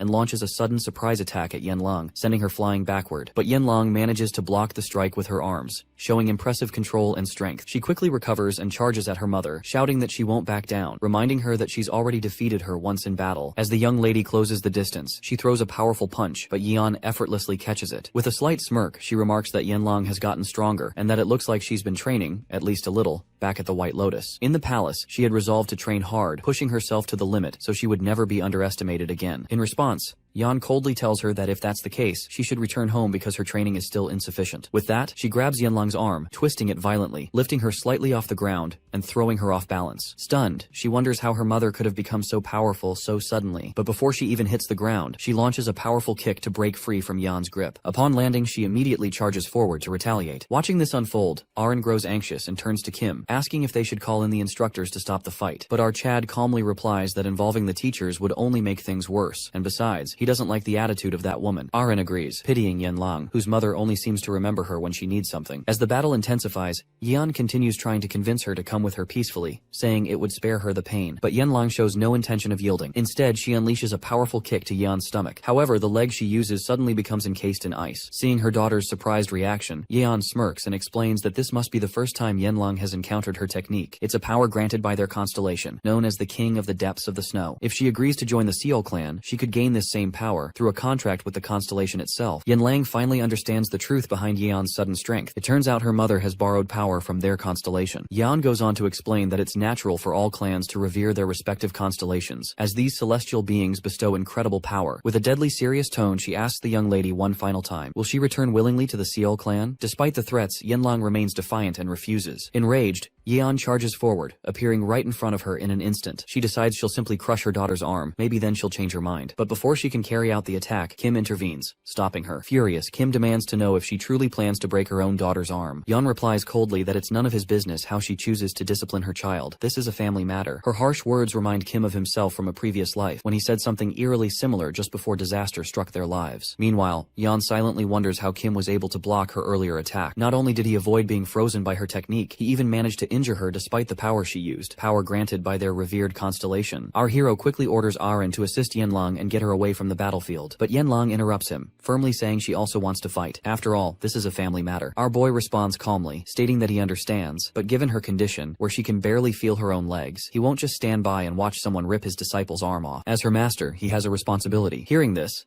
Yanlang is left with no choice but to listen, inwardly impressed by Kim's firm resolve and values. Yan, however, scoffs and questions how a mere student like Kim could claim to be Yanlang's master. She asks if he's really letting her presence influence him, wondering if he started acting like her master, just because she's trying to take Yanlang away. Our boy explains that it's simply because they happen to share the same interest in something. Yan smirks and replies that, in that case, she'd like to see just how skilled this so-called master really is. With that, she dashes forward to attack Kim. Meanwhile, our boy calculates his next move. He knows he can't take her attack head-on. Blocking it would consume a large amount of mana. For now, all he can do is dodge and wait for the right moment. As he continues to evade, ice starts forming all over the surroundings. He realizes that Yan has the ability to freeze a target without even touching it. Simply being near her is dangerous. Even mid-battle, Kim tells her sarcastically to make sure she pays for all the equipment she's damaging. She snaps back that he shouldn't worry. If he can defeat her, she'll cover the costs. Without warning, she releases a powerful strike aimed at his face. But not wanting more things to be destroyed, Kim swiftly kicks her arm to deflect the attack. He immediately repositions himself to prepare for a counterattack. His movements cause Yeon to tense up in alarm. With precise force, Kim lands a solid punch to her abdomen, sending her flying. Ahrin and Yenlang watch in shock, realizing that the difference in strength is staggering. Even though Yeon has a constellation's power, our boy still manages to overpower her. Stunned, Yeon finally understands why Yenlang agreed to make him her master. Still, she insists that no matter what, she will bring the girl back to the Seol clan. That's the command their constellation gave her. Even if she fails now, she warns that other clan members will soon come to retrieve Yenlang. In an emotional outburst, Yenlang yells, demanding to know if they ever even consider how she feels in all of this. But Yeon responds coldly that what matters most is the will of the constellation. It's their only true law, and following it is the reason their clan exists. Yenlang is visibly shaken after hearing what was said. Once again, she's being forced to hurt someone from her own clan. Overwhelmed by frustration, she collapses to the ground, pleading for them to just leave her alone. Even Kim is growing furious at her mother's heartless statements. He steps forward and asks Yeon what he needs to do in order to meet their constellation directly. His question catches Yeon completely off guard. She's stunned, not expecting him to say something so bold. But Kim has already come to a conclusion. This constellation won't stop unless it's taught a proper lesson. With disbelief on her face, Yeon asks if he truly intends to confront their constellation directly. She explains that summoning a constellation requires an enormous amount of mana for sanctuarization, and no sane person would waste that many storage stones just to bring about their own ruin. But Kim calmly replies that there's another way. He just needs to directly touch their sacred artifact and cross into the mental realm. This statement leaves Yeon deeply impressed. For someone his age, his knowledge about artifacts is astounding. However, she warns him that entering the mental realm would allow the constellation to use its full power, saying that she inquires if he truly understands what he's getting himself into. Kim, unfazed, says he's fully aware of the risks. Seeing how determined he is, Yeon finally gives in. She tells him to wait, as she alone can't make that decision. Within a week, she promises to send him an official invitation from the Seol clan. In the meantime, she assures him that no one from their side will go to Valhalla to cause trouble. Before leaving, Yeon asks Kim what he plans to do if he loses to their constellation. The opportunity they're offering him is no small thing. She warns it would be a huge waste if he fails to deliver. But Kim responds with confidence that if he loses, they can do whatever they want with him. But if he wins, they must never interfere with Yenlang again. He'll take full responsibility for her from that point on. Yenlang is left speechless by his bold declaration, while Yeon scoffs at his overconfidence, finding him a bit too full of himself. Still, she turns to leave, needing to make the proper arrangements with the clan. Later, back at the Valhalla dormitory, Kim brings Yenlang to the room she'll be staying in while she's there. The girl is mesmerized. The room doesn't look like a dorm at all, but more like a luxury apartment. She asks Kim if she's really allowed to stay here. Kim confirms it. The instructor had actually asked him to move into this room himself, but he declined. He's more comfortable where he already is. Inside the dormitory, moved by Kim's kindness, Yenlang asks him why he's doing all this for her. After all, when Yeon stormed into Valhalla, he could have easily turned a blind eye. Kim calmly explains that first of all, she is his disciple, and second, he despises people who are arrogant and controlling, like her own mother. She always looked down on others and expected him to obey her every whim. Those are exactly the kind of traits he truly hates. He then asks Yenlang if he's gone too far with what he's done, but the girl, taken aback, tells him that she's simply not used to receiving attention from others, and that she only wants to express her gratitude. Kim smiles at her response and jokingly says her gratitude will probably vanish once they start their real training. Before leaving the room, he tells her he wants to know more about their constellation. Unfortunately, Yenlang admits she doesn't really know. All she knows is that it uses ice-type abilities. She rarely stays at the Seol clan, so she doesn't have much information. However, she's heard that their constellation doesn't involve itself in the clan's internal affairs, which is why very few people know anything about it. This confuses Kim. He asks if it was the constellation that gave the order to Yeon to retrieve her from Valhalla. Yenlang is equally puzzled. She's never had any connection with the constellation. In fact, she's the only one in their clan who never received its blessing. With so many questions left unanswered, Kim decides he'll just ask the constellation directly when they meet. He quickly bids her goodnight, telling her to rest up and regain her strength. After all, she'll be his guide on their journey to the Seol clan. Back in his room, he contacts Adelia. He tells her he needs a favor. He's just fought the head of the Seol clan. The lady is stunned. She immediately asks how that even happened. Kim explains they clashed because the woman's daughter is currently in Valhalla. He also assures her not to worry, claiming that he'll take care of the damages and equipment destroyed during the fight. Adelia assures him that she'll handle it. The equipment is easy enough to replace. She then asks if there's anything else he needs. Our boy asks if she knows anything about the constellation of the Seol clan, but Adelia admits she doesn't know much. Unlike their own constellation, which often interacts with them, the Seol clan's deity is never seen or felt. Kim quickly understands and asks if there's been any sign of Moron, their own constellation, but Adelia reveals that they still haven't heard a single word from it. Hearing this, he begins to realize just how rare and difficult it is to actually meet a constellation. As the youngster is about to end the call, Adelia hesitantly asks if he brought up the constellation to report her good work. However, our boy jokes, saying she's getting a little too comfortable, and tells her to cut it off. She immediately apologizes and the call ends. As their call ends, he wonders aloud about why so many people seem to know absolutely nothing about the Seol clan's constellation. Suddenly Barch speaks up, saying that he isn't like the Kim he remembers, hinting that something isn't quite adding up. According to Barch, Kim's style has always been to fight first, regardless of who the opponent is. Our boy agrees but explains that he needs to prepare carefully, because right now, his body is his greatest weakness. It would be foolish to rush into battle without knowing the abilities of the constellation he's about to face, especially since their fight will take place in the mental realm, where his opponent holds a significant advantage. Suddenly, Kim starts wondering why Barch is so weak in the mental realm. By all logic, he should be able to use his full strength there, just like the other constellations. But his train of thought is interrupted when Barch suddenly offers him advice. If their battle takes place in the mental realm, he says, then physical strength is irrelevant. Power in that domain depends on one's spiritual and mental endurance, not raw physical might. Kim snaps back, irritated, and argues that it's all the same to him. Strength is strength. But Barch counters that while that might be true for ordinary people, things are different when it comes to him. He should always keep that in mind. Barch's words calm him down. Our boy nods, saying he now understands what he means. That leaves him with only one option: to beat the living hell out of that constellation.